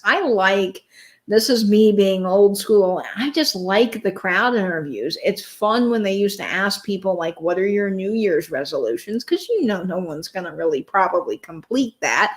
We all say we're going to do something like lose weight. We never do. But, that's kind of just fun to see people talk about. It's fun to see people get married. It's fun to just see what the crowd has to say. And I wish they would do more of that crowd interaction. And they haven't been the last couple of years. I'm so happy to watch it all on TV. We did NYE on Fairmont Street here in Vegas a couple of years ago. It was fun, but doing once, that is enough for me. That's probably true. I think once you do it once, you're kind of done doing it. I remember when they had SRO tickets. Yes, it doesn't look the same to be in a balcony for Phantom or Miss Saigon for the helicopter scenes. Yeah, it's much funner. That's not a word. I'm making up my own words tonight, guys, but it is. It's much more fun to be in the action, I think, for some of those theaters. Oh, yeah, you've seen Phantom 4 times. Yeah, anytime Phantom comes here, it's one of those musicals I will see every single time, hands down. I never get tired of Phantom of the Opera. It is fantastic. Favorite theater story: while down the wind in London, set changed, malfunctioned, and killed the power for an hour. We couldn't leave, chatted with all the brights the Brits sitting around me. How awesome, Patrick. That is fun. I remember one time I was doing a light board for a dance show, and the stage manager told me, okay, it was the end of the show. And she said, oh, lights out. Basically, the stage manager calls the cues and you get ready to press, operate the light board. So she'll say, okay, lights, Q27, and you got to execute Q27, and it's all programmed in the computer system that you have to pre-program and set up with all the lights and all that. Well, she calls, lights out, and I start hitting that lights out button. And I realized that the dancers decided to do this encore that was not scheduled in our program. It wasn't there. We had not practiced this. And so thankfully on a nice light board, there's a back button, and basically you can quickly skip back to the next cue. So as the lights started to go down, thank goodness they didn't go all the way out. I hit that back button really quickly, and the lights came back on, and I could hear the stage manager, what are you doing? What are you doing? Lights out, lights out. And then our theater teacher came running up to the booth and was like, they're doing an encore. They're doing an encore. Good save, good save. So that was kind of fun. There was some frenzy on the headset. We always had fun too with jokes, and I can't remember any of the jokes that we had, but for each show, I know there was one when we did Fiddler on the Roof. There was something we always laughed about, and I don't remember what it is now. But, when you do a show, you kind of live and breathe it for a while. And for me, the music would be stuck in my head all day long. And you'd start singing things like, I remember doing, when I did Fiddler on the Roof, L'Haim, the song L'Haim got stuck in my head. So I'd walk around singing all day, L'Haim, L'Haim to life, da, da, da, da. You know the song. I'm not going to sing because I'll kill you all. I am terrible at singing. Have you been to Disneyland? Watch live shows there. Were great.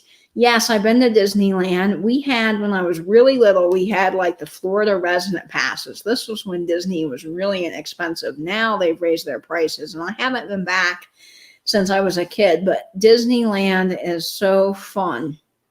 And not Disneyland, Disney. We have Disney World here. I've never been to Disneyland in California, but we have Disney World here, and it is pretty fun. And they had the electrical light parade.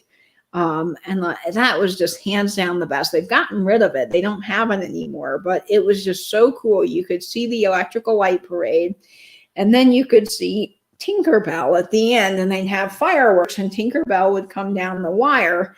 Well, it made it look like Tinkerbell was flying, and when I was a kid, I just thought it was so magical. I loved it. And my brother was always the skepticist in our family. And so he would tell me, Katie, I can see the wire. Tinkerbell is not flying. Tinkerbell is not flying. And he, by that point, wanted to go back to the hotel. And I always wanted to see the fireworks in Tinkerbell. And so I just thought it was so magical. I never believed him. I always said, yes, she is flying. She's flying. I would love to have an Oscar party with you, Katie. None of my friends or family care about them either. Thank goodness somebody else likes them, because I do. I always go try to see every movie that's up for an Oscar. I'm weird like that. That's like my thing. I go to the movies. I like watching the movies. I like, because I'm fascinated too with the costumes and the sound and all of that, because I've had my hand in that. I've studied a lot of how that works, and it's just fascinating to me.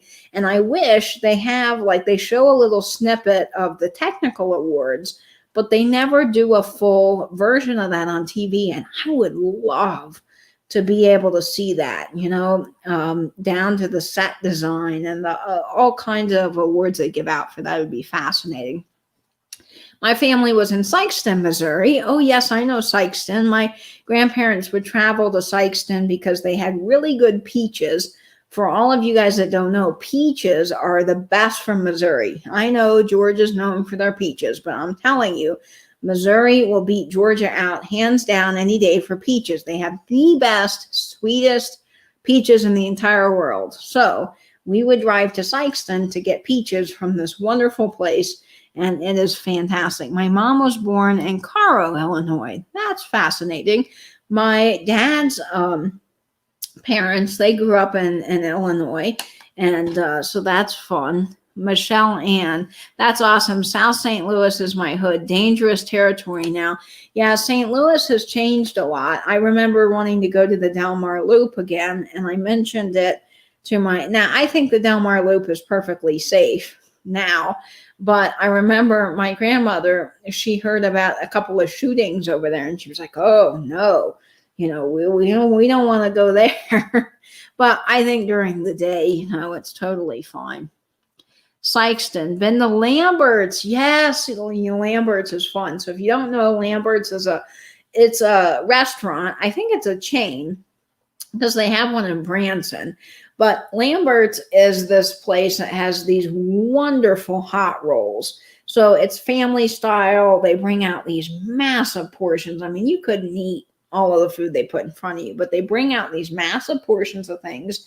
It's all like fried chicken and home cooked food. And then they have these hot rolls that are almost as big as your head, and they toss them through the air across the restaurant. You got to try to catch the hot rolls, and it's fun. Grandma and Grandpa took me there, and I remember having so much fun. And I met, if you know the Christian rock group, 10th Avenue North, it was wild. I was in there eating, and the lead singer from that band got up and did a song for the entire restaurant on their PA system while we were eating there. I was like, wow, that's cool. Yes, I must sleep. Oh, night, Mama J. I have a Chuck Berry's autograph from back in the day. How cool, Michelle. Oh my gosh, that's amazing. I would go as a kid. Don't remember Sikeston. Just remember there were 3 or 4 barbecue places we would hit when we visited. Yes, there's a lot of good barbecue up there. Ever been to a show at the Pageant in St. Louis? Cool place. No, but I've wanted to go. And there's another place in St. Louis. Now, I've been the Muni Opera in St. Louis. I've been there, and I saw Buddy Holly, the Buddy Holly story, which is a phenomenal musical if you love Buddy Holly like I do. I saw that. That's their big outdoor theater, and they do a lot of really cool stuff. But there's another theater there. Gosh, it's got this beautiful old design to it, and I can't remember what it is. What the name of it is, but I'm going to have to look that up because I've always wanted to see a show there, and they had Miss Saigon showing there, but I didn't get a chance to see it. Got to go to bed. Meant to do that an hour ago. No worries, Patrick, and I am so behind in the chat, so Patrick probably already done with the bed. Yes, night to Patrick. Good night. Prayers for Kelly. Absolutely. There's a Union Station in Chicago too. Yes, I think there's several Union Stations. There might be one in DC as well. What was the name of the hotel you stayed at again? Yes, Union Station in St. Louis. There's also a place called the Moonrise Hotel, which is phenomenal. And then there's the Cheshire Inn with the big stuff there. Really great places in St. Louis. And there's so much fun. Oh, thank you so much, Michelle Han. Well, I love learning and I love traveling. And my dad, he's just an open book. He's one of these people that you could ask him about a strange off-the-wall subject, and he'd be like, oh, well, this is how they do that. My dad's, he's definitely a Renaissance man, and I have always admired that about him. I think it's so cool how he can just pull something out of his hat, and he loves reading and loves history. So I and my mom does too. She loves art and theater and history. And so we've spent a lot of our time growing up studying art and history. And, between my mom and my dad, they tried to take us as many places as we could. And I've just always loved learning. So I try to remember things, that I find interesting. I like that. It pays to be nice to people like Dormant. A Queen light show sounds fun. So, Beth, since you are on here, what I think I can do, just check the Union Hotel website. We'll definitely stay there next time we do it. Yes, Jen, it is amazing. It's a little bit more expensive than your average hotel, but I have frequent points or whatever for Hilton, I think. So I was able to get like this massive discount because if you do that, you can, and it's really, really fun. No, I have not gone to Hodak's in St. Louis. Now, Michelle Ann, have you ever been to a place called Ferrado's? Ferrado's is a phenomenal pizza place. You have to check that out. It is in, oh gosh, it's near where my aunt lives, but you can look up Ferrado's, and it is the best pizza place. They have fried ravioli, and I love St. Louis fried ravioli. Oh my gosh, I could eat a whole pound of it to myself. But they have the best pizza. So Ferrado's is a really good place. If you're looking for a nice place, it's near the Del Mar Loop. It's about 10 minutes from the Del Mar Loop, and it's a really great place to eat. Gary Busey did the Buddy Holly story. My dad was friends with him in Tulsa. Oh, how cool, Sharon. That's awesome. So since you guys are asking, what I can do is, yes, home of the Throde Rolls. That's it, in Sykeston. Yes, no, it's not. It's near the hill, though, Michelle Ann. Let me Google Ferrado's. Let me show you. I can Google that right now. Ferrado's, St. Louis. It is Manchester. It's Manchester, Michelle Ann. I couldn't think of it. It's on Manchester Road in Manchester, and it's just really fantastic. It's a great little place. Definitely worth going. Really fun. And the Hill is a great place for wonderful Italian food. There's another restaurant there that I ate, and I can't remember the name of it. There's several locations, but it's great. So let me screen share. I think I can screen share. Yes. So let me screen share, and then here's what I'm going to do. I'm going to go to YouTube, and what I'm going to do is I'm going to type in Union Station. So hang on, let me type in Union Station. Let's see, Union Station light show. And Union Station Beatles. Okay, let's see if I can do the Beatles one. Okay, so I'm going to screen share. It brought, okay, so can you guys see this in the chat? Let me know. Here's the light show.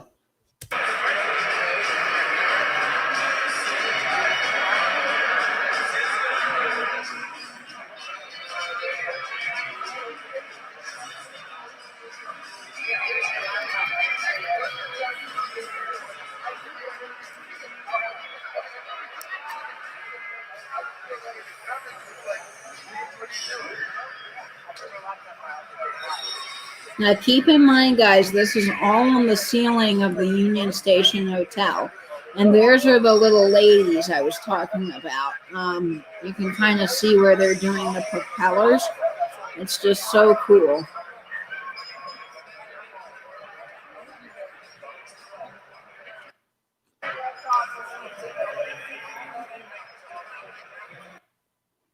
Oh, it's buffering. Gosh, I hate that buffering.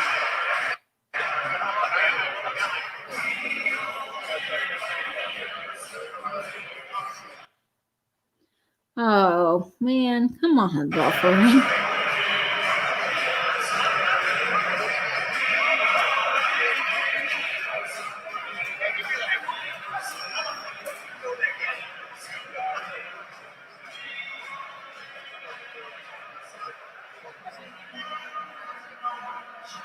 And here's Penny Lane. This is my favorite Beatles song.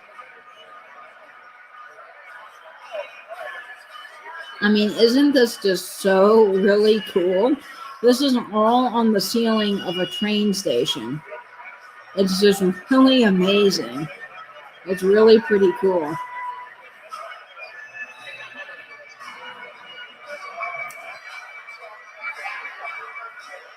So there's Penny Lane.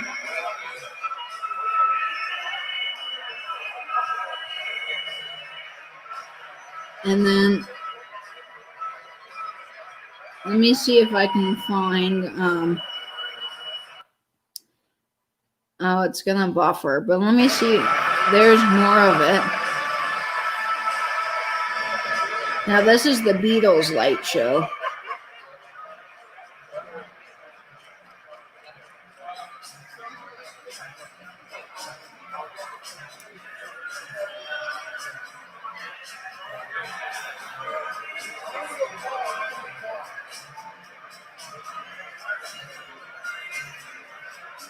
Okay, so let me see, guys, if I can find Union Station Light Show Queen. Okay, here's the Queen Light Show. So let me show you a snippet of that.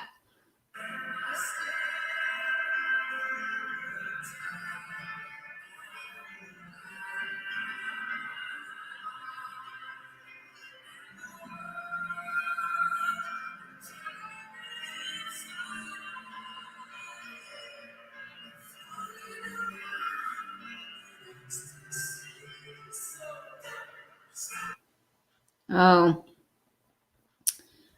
they didn't show very much of that. Let's see. Queen Show. Okay. Let's see. Here's some more of the Queen Show. Oh, now we're getting an advertisement. Switch to Chromebook. Okay, hang on, guys. We got a cool new show here we're going to show you. Take a look at this. It is Queen, Grand Hall, Union Station. Oh, you feeling that? You like that? Yeah. What do you think? You know, these are those amazing shows that they do here. All right, What do you let's see. think? I love it. Yeah. Mm-hmm. I've heard great things about it too, Tim. Okay, I wish they'd quit talking and just show. Just looking up, it's kind of having an effect on me, I got to tell you.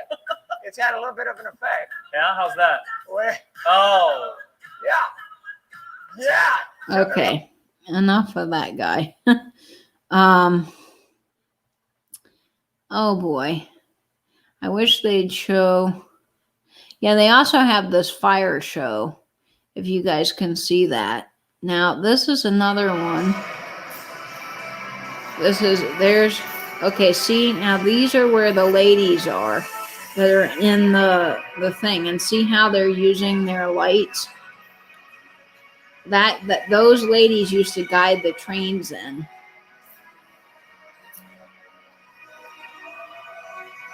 Isn't that cool? That is all original, part of the Union Station light show. And then here, they're going to show some more in just a minute. The whole ceiling is going to light up.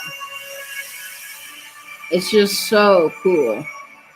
I mean, this is just, I was amazed. I've never seen anything like it. And, you know, they have like 10 or 12 different ones.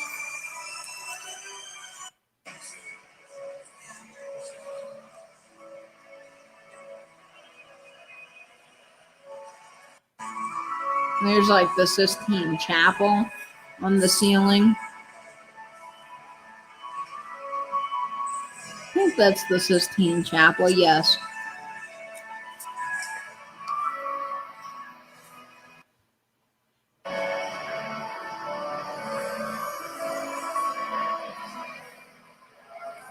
See if they show any more. So let me show you guys, for all of you guys that are still with me, Union Station, St. Louis. Let me show you the inside of the hotel. This is the lobby. Is this going to come up on big screen? Let's see. Yeah, so can you guys see? Look at these windows.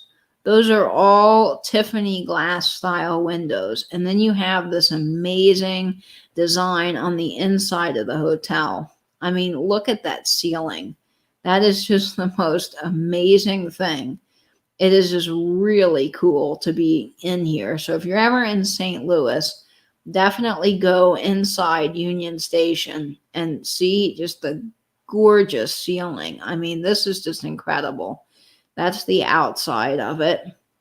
And, you know, they have this big Ferris wheel now, and they have other things. There's a really good shot of the inside, and they've kept it all original. Like, you can ride the original elevators from the 30s.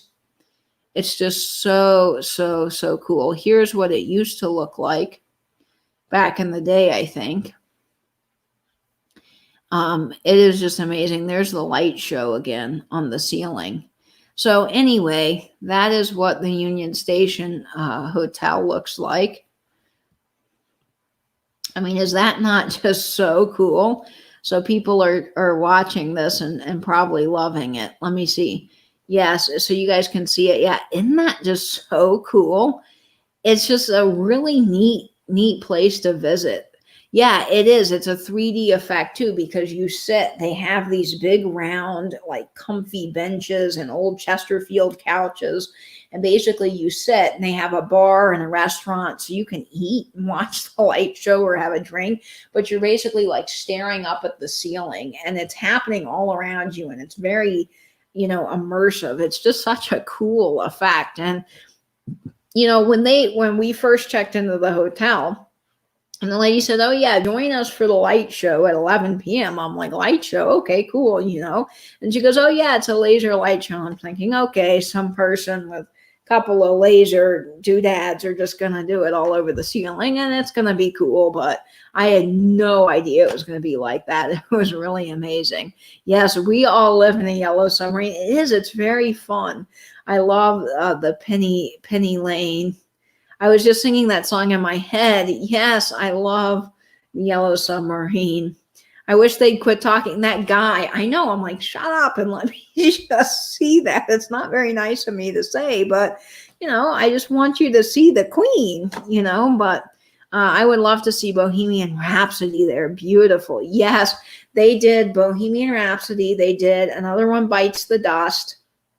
They did, oh, there's so many Queen songs. Yes, and they did, one of the songs they showed on part of the ceiling design was my favorite, which I love, Radio Gaga. That's one of my all-time favorite Queen songs. So that was fun to see. It's really cool, and it has really good sound too. It is. I've only been to St. Louis once in 2019 for a conference, but no time to explore. Would love to go back after the plague. Beth, you really do. I mean, St. Louis is a really cool city. The arch is phenomenal to get to see that. The St. Louis Zoo is really, really good. Of course, I love going to the smaller areas or more. They're not small because St. Louis is a big city, but specific areas like the Hill is sort of the Italian area. So there's a lot of really good Italian restaurants. And then when you get into the artsy community, like the Delmar Loop, I mean, the Delmar Loop is like my favorite spot in St. Louis because there's so much history there with Chuck Berry and music and the trolleys and the loops of the trains. I mean, and then seeing the Union Station, like even if you don't stay there, just going in is amazing. And if you ask nicely, they'll let you ride in the old elevators because technically you have to be special to have a room on that second floor where the elevator takes you to. But if you're nice to the guardsmen, they'll let you up. And it's just fun to see. Watching your tree is so pretty. I want to look for one now. I love the aluminum tree. It's magical. And it's so funny. My dad texted me because I sent him a video of the tree. And he said, "But you're my daughter, LOL," because we always go get fresh cut trees. And that was the thing that we did growing up with my dad is he would take us into the mountains and we'd go to this tree farm and literally cut our own tree down. So he's like, "Oh my gosh, you have an aluminum tree versus a real tree," because that's what we grew up with. And I love a real tree, but there is something, I got to say, magical about these 50s trees. I mean, they are just so neat. And when you turn off all the lights and you've got that sparkly, glowing goodness in your house, oh my gosh, it's just amazing. Yes, I would love to meet you, Michelle, next time I am in St. Louis. I've got to do a St. Louis meetup with my peeps. I've only been once for mission trips when I was in high school. Yes, I know when you're on those like scheduled trips or you're on a work trip, you really don't get to explore cities. And one of my favorite things about traveling is going and not necessarily taking a tour. Like, I think some of the scheduled tours and prefab things can be good sometimes.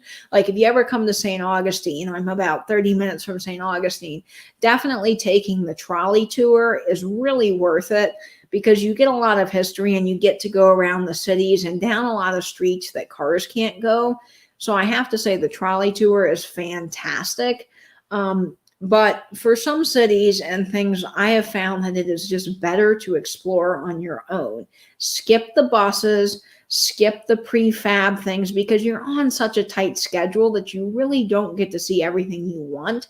And just pick the places you want to go and either find a tour guide that specializes specifically in that area that does private tours, or just learn yourself and then go. And always, if you can, my biggest travel tip is buy tickets in advance. If you can buy a ticket online, do it. Because when I was in Paris, the Louvre, the line to get in the Louvre is like miles long. It will take you half a day standing in that line, no joke. The same with the Vatican. If you want to do the Vatican and you want to see the Sistine Chapel, you've got to get your tickets months in advance, because otherwise there's this long line and they only let so many people in. So that's my biggest advice. It saves you so much time when you have tickets in advance. So when I went to New York, my friend, she was saying, well, we'll just figure it out when we get there. We'll just go to the Empire State Building whenever night we want to go and get tickets. And I'm like, no, you got to get stuff in advance. This is my personal opinion from my years of traveling, but I just think that it works so much better. And it's fun sometimes too, just to explore a neighborhood or a little area you've never been before. Like, just drive somewhere because you heard about some place and then explore the little neighborhood. When I was in New York, what I did was I wanted to go to Soho. I didn't know of any of the stuff in Soho other than this one bakery I heard was really good. So I spent the afternoon, my friend and I, we just pretty much drove to Soho to this bakery and then just started wandering the streets. And I had heard or read online that there were 3 streets. It was Prince, Howard, and Mercer streets. All the buildings are solid cast iron. So they're really a unique treasure when you're studying architecture. It's just fascinating to see these cast iron buildings. And unfortunately, due to the riots, I think a lot of them got pretty destroyed, defaced, which is sad, because I was watching the coverage and I was like, oh, I was just there a couple of months ago. But it is so cool just to go by yourself and just like walk down the streets and discover these little places. And we found this just amazing little place when we were in Soho that had great little pastries. And it was so fun to go, all through Soho like that. I also did that in Chelsea, because Chelsea is a really neat, it's the meat packing district of New York. And so a lot of factories, like the old Nabisco factory is there. So I went in Chelsea Market, and that's the old Nabisco factory. And it's this market you can walk through, and there's all these like little shops, and there's a big vintage market at the end, which is so much fun to go. And they have a really cool record store there, but it's just fun. And next door, I discovered that they had a Starbucks, I forget what it's called. It's Starbucks Reserve Store. And so basically they make the coffee there, and they have this like incredible large table, and you can sit and literally sample coffee all day long from around the world. It's pretty cool, and it's huge. I've never been in the Starbucks Reserve. So that was sort of a neat find just by going to the neighborhood. And then my friend loves video games, and she discovered that next door to the market where we were walking around, there's a Samsung Experience. And, I'm not much in the video games, but she wanted to go, and I had done my vintage thing. So we went in there, and she ended up meeting this lady that had, I forget what her title was, but she had a hand in actually creating one of my friend's favorite video games. And so she got to talk to her for like a long time. And it was like, wow. So just going on your own, you discover all kinds of cool things. Love your color wheel on the tree. Thank you. Yes, Michelle, I don't actually have a true color wheel from the 50s. But I have Misty. I bought this tree from Misty at Thrifter Junker Vintage Hunter. And she, what she does for her aluminum tree, and she sent one with the tree that I bought, is she went to Walmart and got this really cool LED light, and you can mount it to like a piece of wood, which is how she sent it. And it's really great because it's LED. Normally, I'm not a big fan of the LED lights because they're not that warm like the old lights. But I love how this doesn't get hot. It's not dangerous. So the color wheels from the 50s are really fun, but they get insanely hot, and I feel like my house is going to catch on fire. So this is a really great alternative. If you have an aluminum tree, you can do that. I remember the fort in St. Augustine. Yes, the fort's fun. I love going in the fort. I drove when I was filming the stuff for Night of Lights. I drove by there, and usually they have lights on the fort, but this year they didn't. So I didn't get any video of the fort because it was dark outside when I was filming the lights, and basically it just looked like a big blob, so you couldn't see what it was. Michelle Ann, I'll be coming up from Texas. We stayed near the hill, I think. There are a bunch of great restaurants right around the corner on the same street. Greek barbecue, pizza, and Indian. Yeah, it's neat because St. Louis and New York, there's all different, all those big cities. There's a melting pot of different cultures and backgrounds, and it's really fun to experience the different food that there is to try, which I just love. I had the best time in New York doing that with my friend. As we went to a bunch of really, I like the local places. I'm not one to go to a city and eat in an Olive Garden. I'm not saying that's bad. If that's something you like to do, then more power to you. But I like to find these like little local places. And we found the best pizza place when we were in New York. I just, one of my things is I just start asking people who are from there, like, what do you like? What's the best place? And I asked, maybe this was when I was in Chelsea, I asked like, I don't know, 6 or 7 different people from various stores and places we just happened to be. I'm like, where do you go for pizza? And they all said, you got to go to John's off of Bleecker Street. So we went to Bleecker Street one night, which Bleecker Street's amazing. There's a bunch of little vintage stores, and it's just a hodgepodge of really fascinating places to go in and out. And the architecture is really cool. But it's kind of in between Chelsea and Midtown. And they had this little pizza place. I mean, it's no bigger than probably, honestly, my 1-bedroom apartment. It is tiny. And there's a long line of people outside waiting to get in because the booths are like this. Everybody's kind of scrunched in there. And it's this Italian family that owns it. And I mean, it was the best pizza next to Ferrado's. Now, Ferrado's in St. Louis will always be my favorite pizza. But it was so good. So if you're ever in New York, John's of Bleecker Street is phenomenal. I also ate at a little place. It's actually under the Friends building in New York City. Under the Friends building, you can go see it in Greenwich, which Greenwich I just loved. I could spend hours, again, going back in Greenwich Village because there is just some phenomenal buildings to look at. And just, it's so cool. I got up really early one morning and just walked around Greenwich Village. In the early morning, there wasn't very many people. It was still kind of quiet. And it was so cool. And that's the best time. If you want to see the Friends building they filmed the exterior shot of the Friends building. It is on Grove Street and Grove. And I forgot the other name. It will come to me, but you can see it. But the best time is to go in the morning because the light's really good if you want to get a photograph of it. And there's not anybody there, but there's a restaurant underneath. So they modeled the Friends building from this apartment building in New York. And in the show, they have a coffee house. But what's really underneath the building in real life is a little restaurant. It's a small cafe. It's called the Little Owl. And the food is to die for. It is a small little, I mean, the portions are fairly small, so it's like a lunch-size place. You have to get reservations in advance, but it's really good.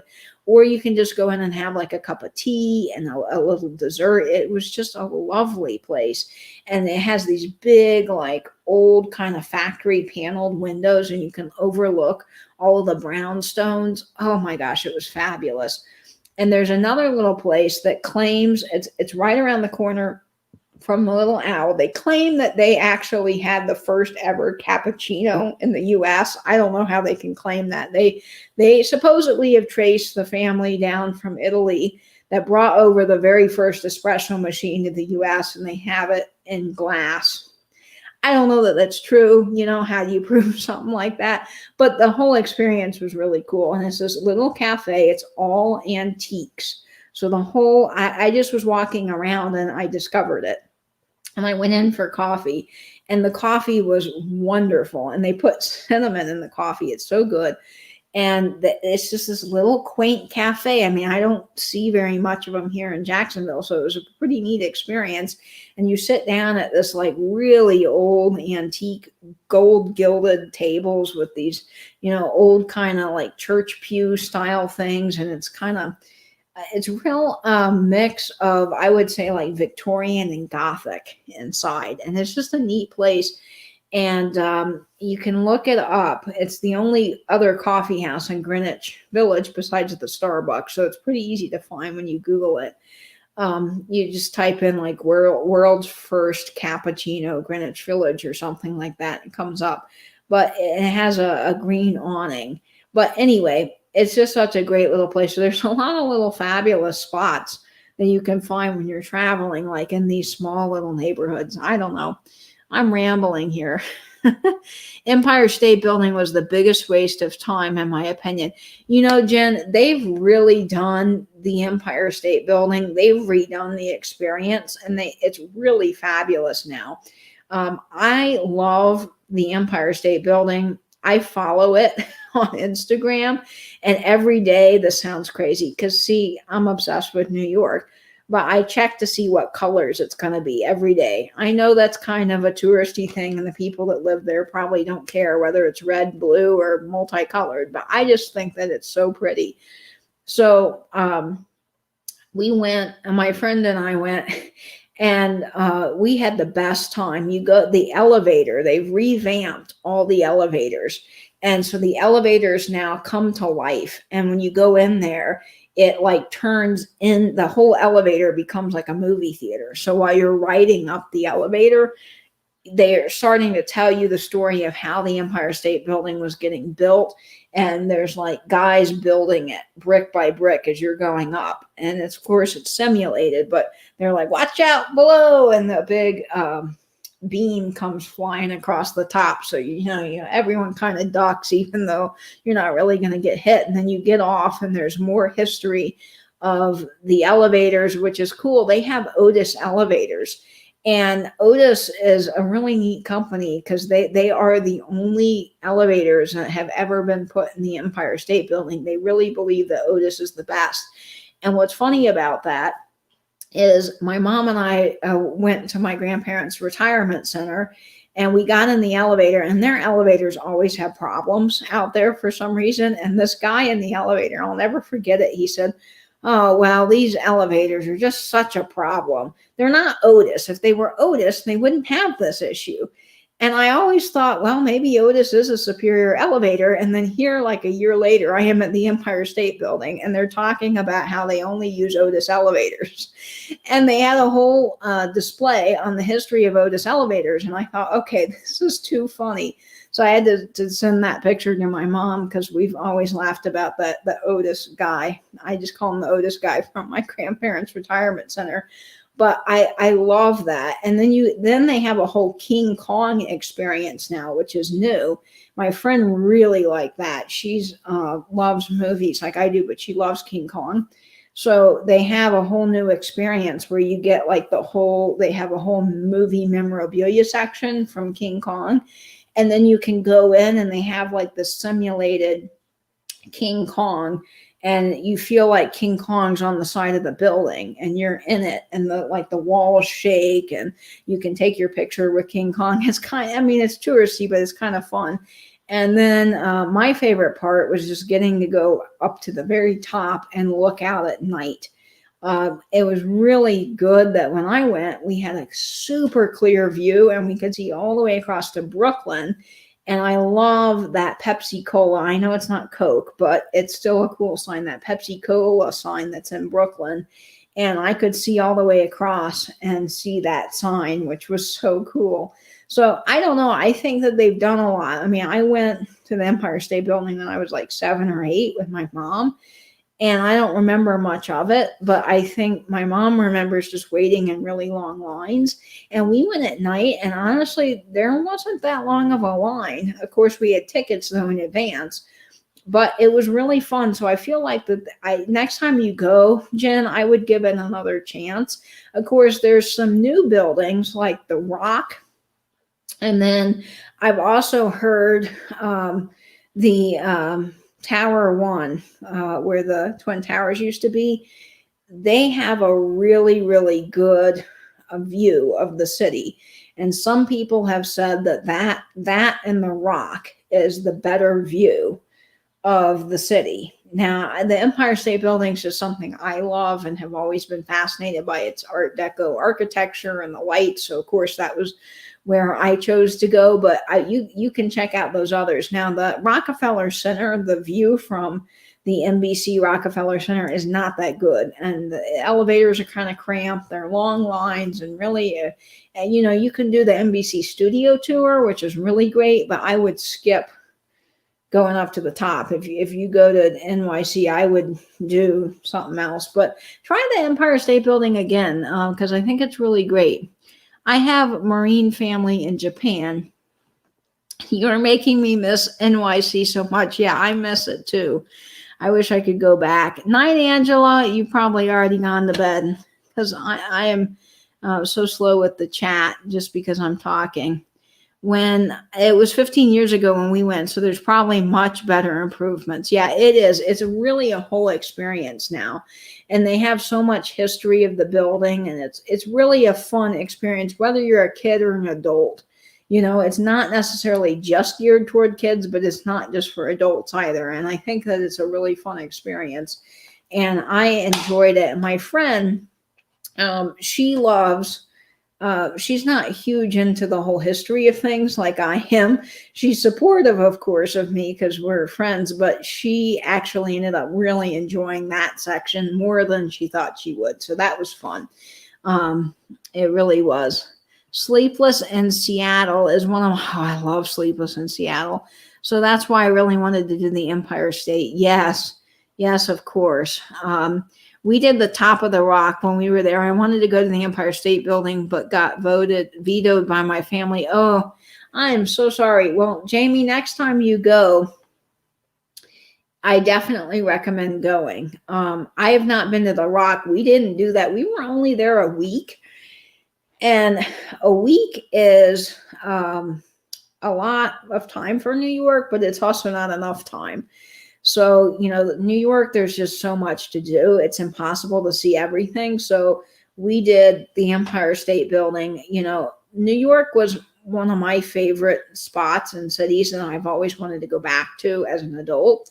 And my friend, I asked her, okay, we made a list basically of what I really wanted to do and what she really wanted to do. And then we fused the two together. And the only thing she said that I have to do is I have to see the Statue of Liberty, because I've always wanted to see it since I was a kid. And I have to go see the Balto statue in Central Park. And anything else we do, I don't care. So it was kind of fun. I got to do a lot of, I told her my must is obviously to see the Friends building. And I had to eat at the diner from Seinfeld. You can go, it's in Morningside Heights. And near, it's about a 10-minute drive from the Brooklyn Bridge. So it was kind of nice because we could get up, have breakfast at the diner, and then we walked the Brooklyn Bridge, which was really great. Of course, the day we did that, wouldn't you know, it was kind of misty, super windy, and extremely cold. But it was fun, and there's a lot of fog, so you couldn't really get a good picture. If you wanted to see clear across into the financial district, you really couldn't see all that well. But I did get a kind of a neat picture of the Empire, not the Empire State Building, but the financial district with the fog coming down and the Brooklyn Bridge. I like photography, so I kind of have fun doing that, but it was fun. Yes, Louie's actually curled up asleep. she is on the blanket on the couch. So I kind of think it's funny when Misty talks about how Jeffrey should fold up his blanket because Jeffrey doesn't ever fold up his blanket on his couch. I try to fold mine up every day, nice and neat. And then Louie, she comes over there and she gets her teeth on it and pulls it down and then curls up in it. So there's really no point in me folding it anymore. No, but it's like 3 year time. Oh, are you still up? Yeah, it is like 3 in the morning. And I'm still up. Hi, Michelle. Side note, I want to go to the Dakotas or Montana. Oh, yes, I would love to go. I have always wanted to see Niagara Falls. I've always wanted to go see the Grand Tetons. I think that would be really marvelous. And to see, I've never been to see Mount Rushmore. So those are other places on my list in the U.S. that I'd love to travel to. The Circle Line boat ride around the island was my favorite thing we did. Yes, we did not get a chance to do that, but I really would like to go back and do that. When I was there when I was young with my mom, when we went on a family vacation, we were only there a couple of days. So we didn't really do tons. Like in some of the little boroughs of New York, but we did do Ellis Island and Statue of Liberty. And Ellis Island was good, but I remember being an extremely long boat ride that took like half the day. And so I told my friend, as you know, if you want to see the Statue of Liberty and you don't want to see Ellis Island, it's better just to get the one trip to the Statue of Liberty and then come back. And it worked out really well because we had the whole rest of the afternoon, which was great. And we went to this fantastic diner. Unfortunately, Carnegie Deli closed, which is one of my favorite little delis. You got to go to a deli when you're in New York, but there's this great deli kind of near Soho, and it's called Katz. Katz is how it's spelled. And it was so neat because we went in there and it was like lunchtime. So it was packed. We went right after going to the Statue of Liberty. And the lady said, well, you're sharing tables today because we don't have individual tables. And it was so fun because we ended up sitting next to this couple. It's a Jewish deli. And they had been eating there. The lady had been eating there since she was like a young kid. She remembers going with her grandparents. And they have this root beer you can only get in New York that's made by, I think it's called Dr. Brown's, if I'm remembering right. Oh my gosh, it was so good. She's like, you got to get the root beer. And so we both ordered the root beer and loved it. And then they had the best potato latkes. Now, I love potato latkes with sour cream and applesauce. So they had potato latkes, and then we both got their pastrami. Oh, I mean, that was just some really inexpensive, good eating. We had a really good meal at Katz. It was so worth the wait.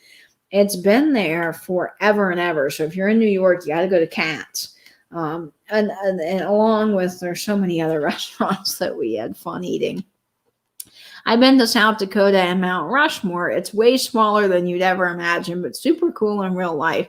I've heard that Mount Rushmore is kind of small, but I always just see it in, growing up in history books or on TV. And it's just kind of something that I want to see someday. I don't know. Oh, yes, Katz is super famous. We walked by it, but decided it was too packed.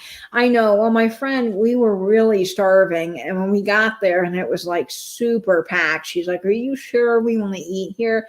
I was like, Chastity, I've heard the most amazing things about this place. It is worth the wait. And so we waited like 30 minutes. And boy, she was like, oh my gosh, this was so worth it.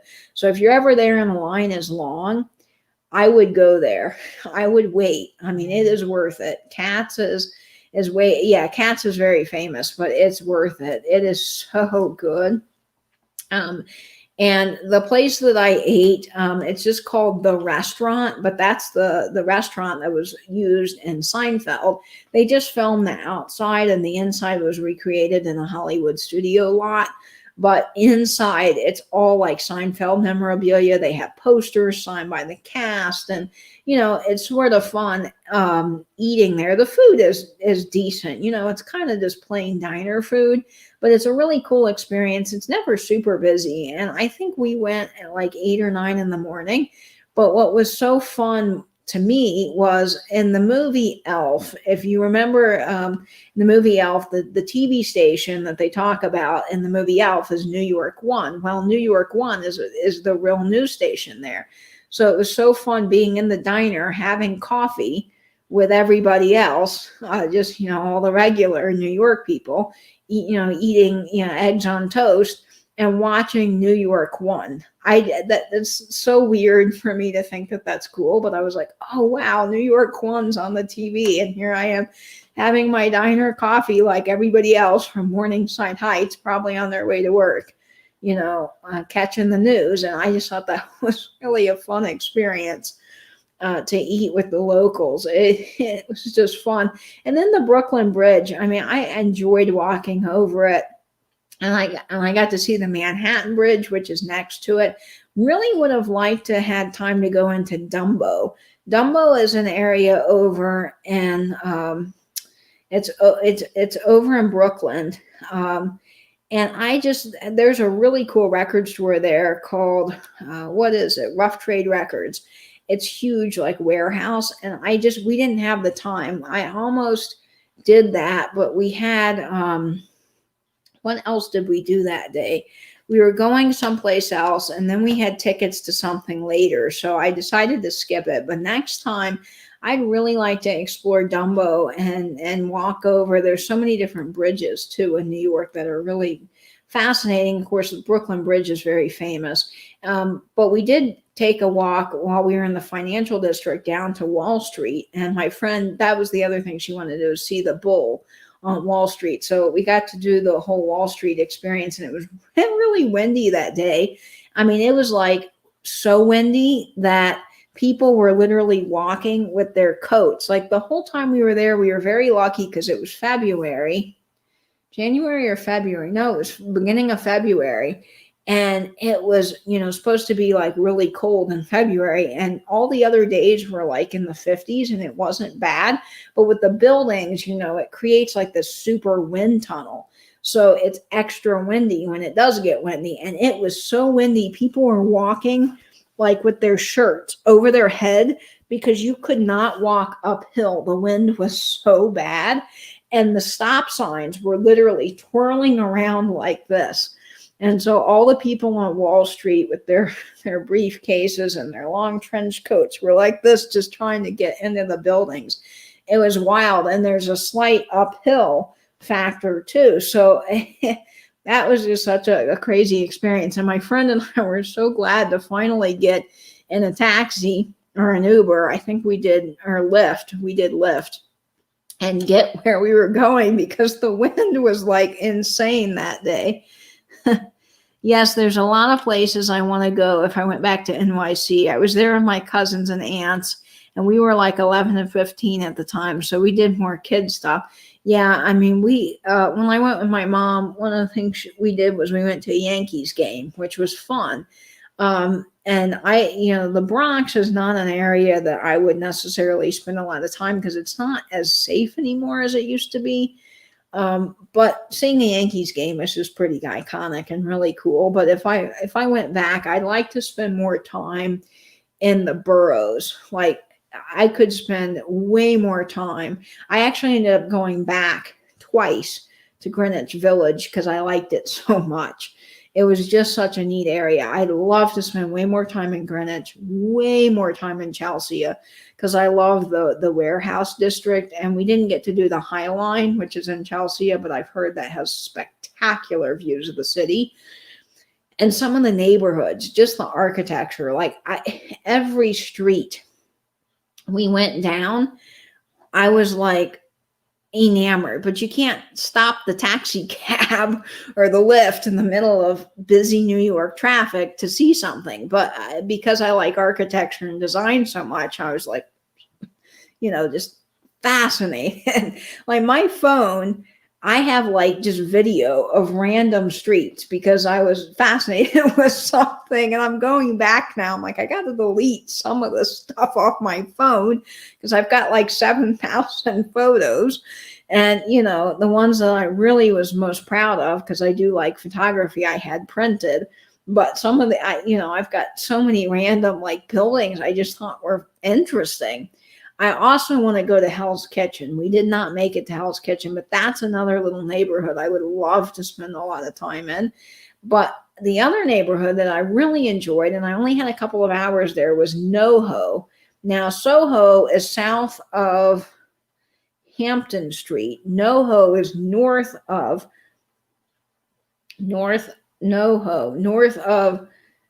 Houston Street. Geez.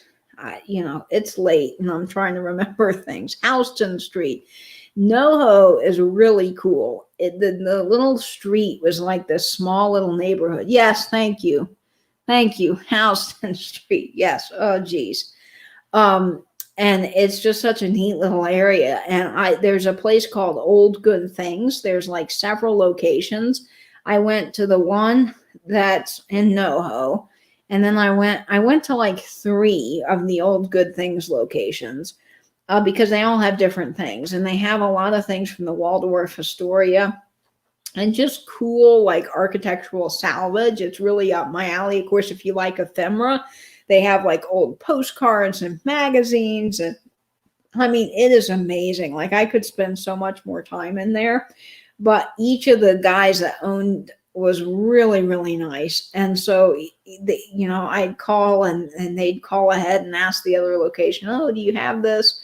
Whatever. And they were so friendly. And so I could have spent way more time. I went to NoHo just to go to the Old Good Things because I wanted a old New York license plate, not a modern one, but an old one. And so they sent me to NoHo because NoHo location had several of them. So I went over there. And I just started going up and down the street. And I was like, oh, I just want to spend more time here. But, that's the thing. There wasn't enough time. I could spend hours in the Met. I spent half the day in the Met when I was there. And then I they were renovating the other art museum. Oh, man, it's early in the morning, so my brain's starting to say, okay, I can't remember anymore. But I hit all 3 of the art museums in one day, which I don't to this day know how I did that. Because, museums take a really long amount of time to go through and you want to see everything, but I could have spent way more time in the Met. I went to the Modern Museum of Art. And I saw that, oh, hey, Chastity's on, my friend. We were talking about New York. Yeah. That's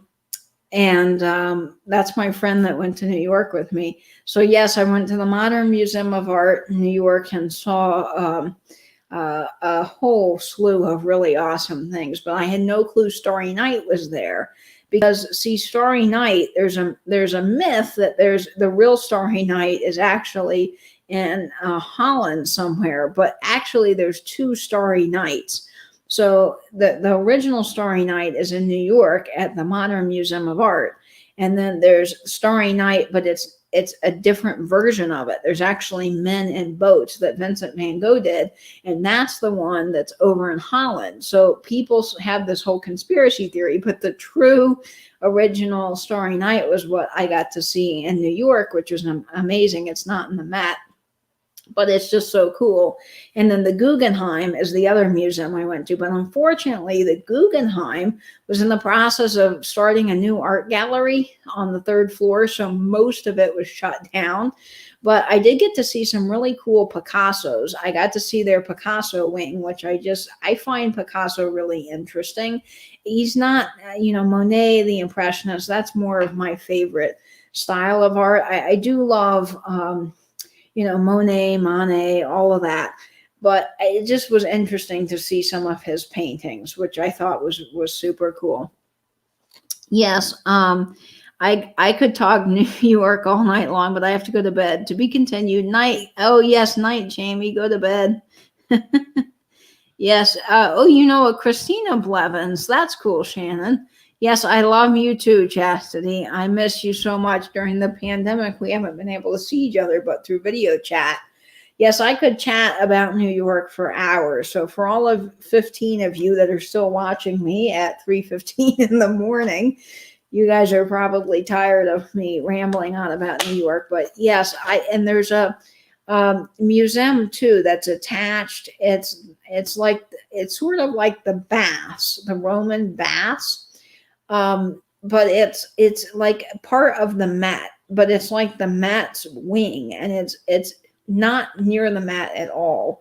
I don't know where it is in New York, but I've been seeing videos of it, and it's pretty amazing. And also, there's a guy that I follow on TikTok that's from New York, and all he does is New York history videos. Like, did you know this was here, basically? And his latest video, I had no idea, but Charles Dickens, The Christmas Carol, the original version is in New York at this incredible library that has these like amazing ceilings. They look like something, from the Sistine Chapel. It's all Renaissance style, and it's really pretty cool. So I did not know that was there, but apparently they do own the original manuscript from Charles Dickens' The Christmas Carol. So that's just so cool. So next time, that's something that I want to go see, is this library that's supposed to be really amazing. I have no relation to any Blevins. Yes, there's I'm Blaylock, and there's a Blaylock here that's also on a local radio station. And people always ask me, oh, are you related to Jennifer Blaylock? I'm like, no, I do not know a Jennifer Blaylock, but people often think that I'm her cousin or something. And I'm like, nope, never met the lady. I mean, I'm sure she's wonderful, but I don't know her. It's so funny because there's not a lot of Blaylocks here. Mine is spelled with a Y, but a lot of Blaylocks don't spell theirs with a Y. So it's interesting. So, I mean, yeah, when you find places like New York that you just fall in love with, there's so much that you can see and do. And I'm going to start making a list of other things that I want to see when I go back there. And this guy that I found on TikTok that talks all just strictly New York, it's fascinating. And I'm going to start making lists of things that he recommends, these little like hole in the wall places that he talks about visiting, because they just sound so cool. And there's thousands and thousands of museums too. I mean, New York, there's just tons of museums that you could spend forever looking in. And one of my favorite places, and I'd love to spend more time in it, was the Plaza Hotel. The Plaza Hotel has a really fascinating history. And I love Eloise. Did any of you guys ever read the book Eloise growing up? My grandparents read that to me all the time. And it's about a little girl in basically the Plaza Hotel. And she, has a little pug and a turtle. Skipper D is the turtle. And what was the pug's name? Skipper D, and I don't know the pug's name, and I can't think of it at the moment. But there was a real Eloise. There was this girl named Eloise. She lived in the Plaza Hotel way, way back when, and she her parents, I guess, somehow was able to afford living there. And she would do singing and whatnot for the Plaza. And then it came to the point where she didn't have any money to live there. So she left. She had to get evicted or something. And she had a really interesting voice. And so this woman that lived at the Plaza Hotel knew of Eloise, and she was a writer, and she was on the phone with her friend, and she started making up this character, Eloise. And she said, oh, her friend said, you ought to write a book. And so she wrote the book based off of the real Eloise that lived at the Plaza Hotel. And there's a painting of Eloise in the Plaza Hotel, which I got to see, which was super cool. And originally in the 70s, the painting was stolen by a bunch of college kids, the original painting that depicts Eloise in the book. And so they had to have it repainted. But when they repainted it, they didn't put Eloise at the bottom, because the real Eloise didn't want any relation to the book, which is interesting. But yeah, the plaza has a really cool history. Chastity, that's funny. My favorite dad joke. So that sounds like a what would Penny say? My favorite dad joke is I love why are elevator jokes so funny? Does anyone know why elevator jokes are so funny? Nobody knows why elevator jokes are so funny. So elevator jokes are so funny because they work on so many levels. Love them. I love a cheesy dad joke. So there's another one too that says, why do kids hate history? Why do kids, what is the joke? Why do kids hate history teachers? That's what it is. Why do kids hate history teachers? The answer is because they tend to Babylon. Babylon, get it? Babylon. I don't know. I love jokes. Try a channel called Tom D NYC. You'll really like him. He does NYC neighborhood walking tours. Oh, Jen, that is up my alley. I'll look for that. That's so funny. I'm trying to think if I know any other jokes. Oh, yes. Okay, so what cologne did Jesus wear? Does anybody know? What cologne did Jesus wear? He wore a heavenly scent. I know, it's so corny. Also, of course, everybody knows, how do you make holy water? You boil the hell out of it. I don't know. I love jokes like that. I don't know. I'm a sucker for a dad joke. Oh, well, guys, this has been fun. It is now 3:22 a.m. my time, and there's 14 of you still watching, which is absolutely amazing. So a bunch of you guys are night owls like I am, and it has been really fun. So I'll remind you before I end the chat of a couple of cool things that are happening this week. Don't forget that I will be having the live reading of How the Grinch Stole Christmas this Monday at 6:30 p.m. Eastern Standard Time. I might be doing it with Angela Marksberry. Don't know yet, but that might be a fun collaboration. Wednesday, I will be having my live chat at 6:30 p.m. Eastern Standard Time with games, prizes, and I'll be opening up some fun friend mail from Maria at California Thrifter. And I have friend mail from another lovely person, and the name has escaped me, but I will make sure to put that in the description. Also, don't forget Christmas Eve, Thursday, after Patrick's chat live show, I will be doing a Christmas light premiere, taking you down to St. Augustine to see the Night of Lights with thousands and thousands of bulbs and around some of the fun neighborhoods in Jacksonville. So that will be on Thursday. And then, of course, Friday, I'm going to be doing a video on the history of some of our favorite Christmas carols. So you can look out for that. And then Wednesday, jumping back in the week, I will be doing a video showcasing the rest of my Christmas decorating in my apartment. So I've got some more fun vintage Christmas for you all tonight, which is, not tonight, but it will be Wednesday this week, which is very exciting. And then at some point on Christmas Day, I will be going live to chat with all of you guys, just to hang out, create a sense of family, and do something fun, because I know a lot of us are not able to be with family this year. So I will be your stand-in family. We have created such a great family and wonderful YouTube community here. So I will continue that on Christmas Day, along with plenty of other people, I'm sure, who will be going live. And there's going to be some fun New Year's Eve stuff. Don't forget, Michelle, Comfy Cozy Living, is having a fantastic New Year's Eve extravaganza all day. It's going to be from 12 noon to like 1 a.m. And I'm going to be part of that. And she's going to ask some other people. So that's going to be really fun. So you don't want to miss that. And I believe Fatbird Finds coming up soon is having something called the Power Hour, which I don't know who's going to be on that yet, but it's going to be really, really fun to be a part of that. Also part of a New Year's thing, but that will be in January, the first week, I believe, of January. And for the rest of the week, let's see. It's hard because I think people are moving sales due to Christmas. Misty this week is taking the week off.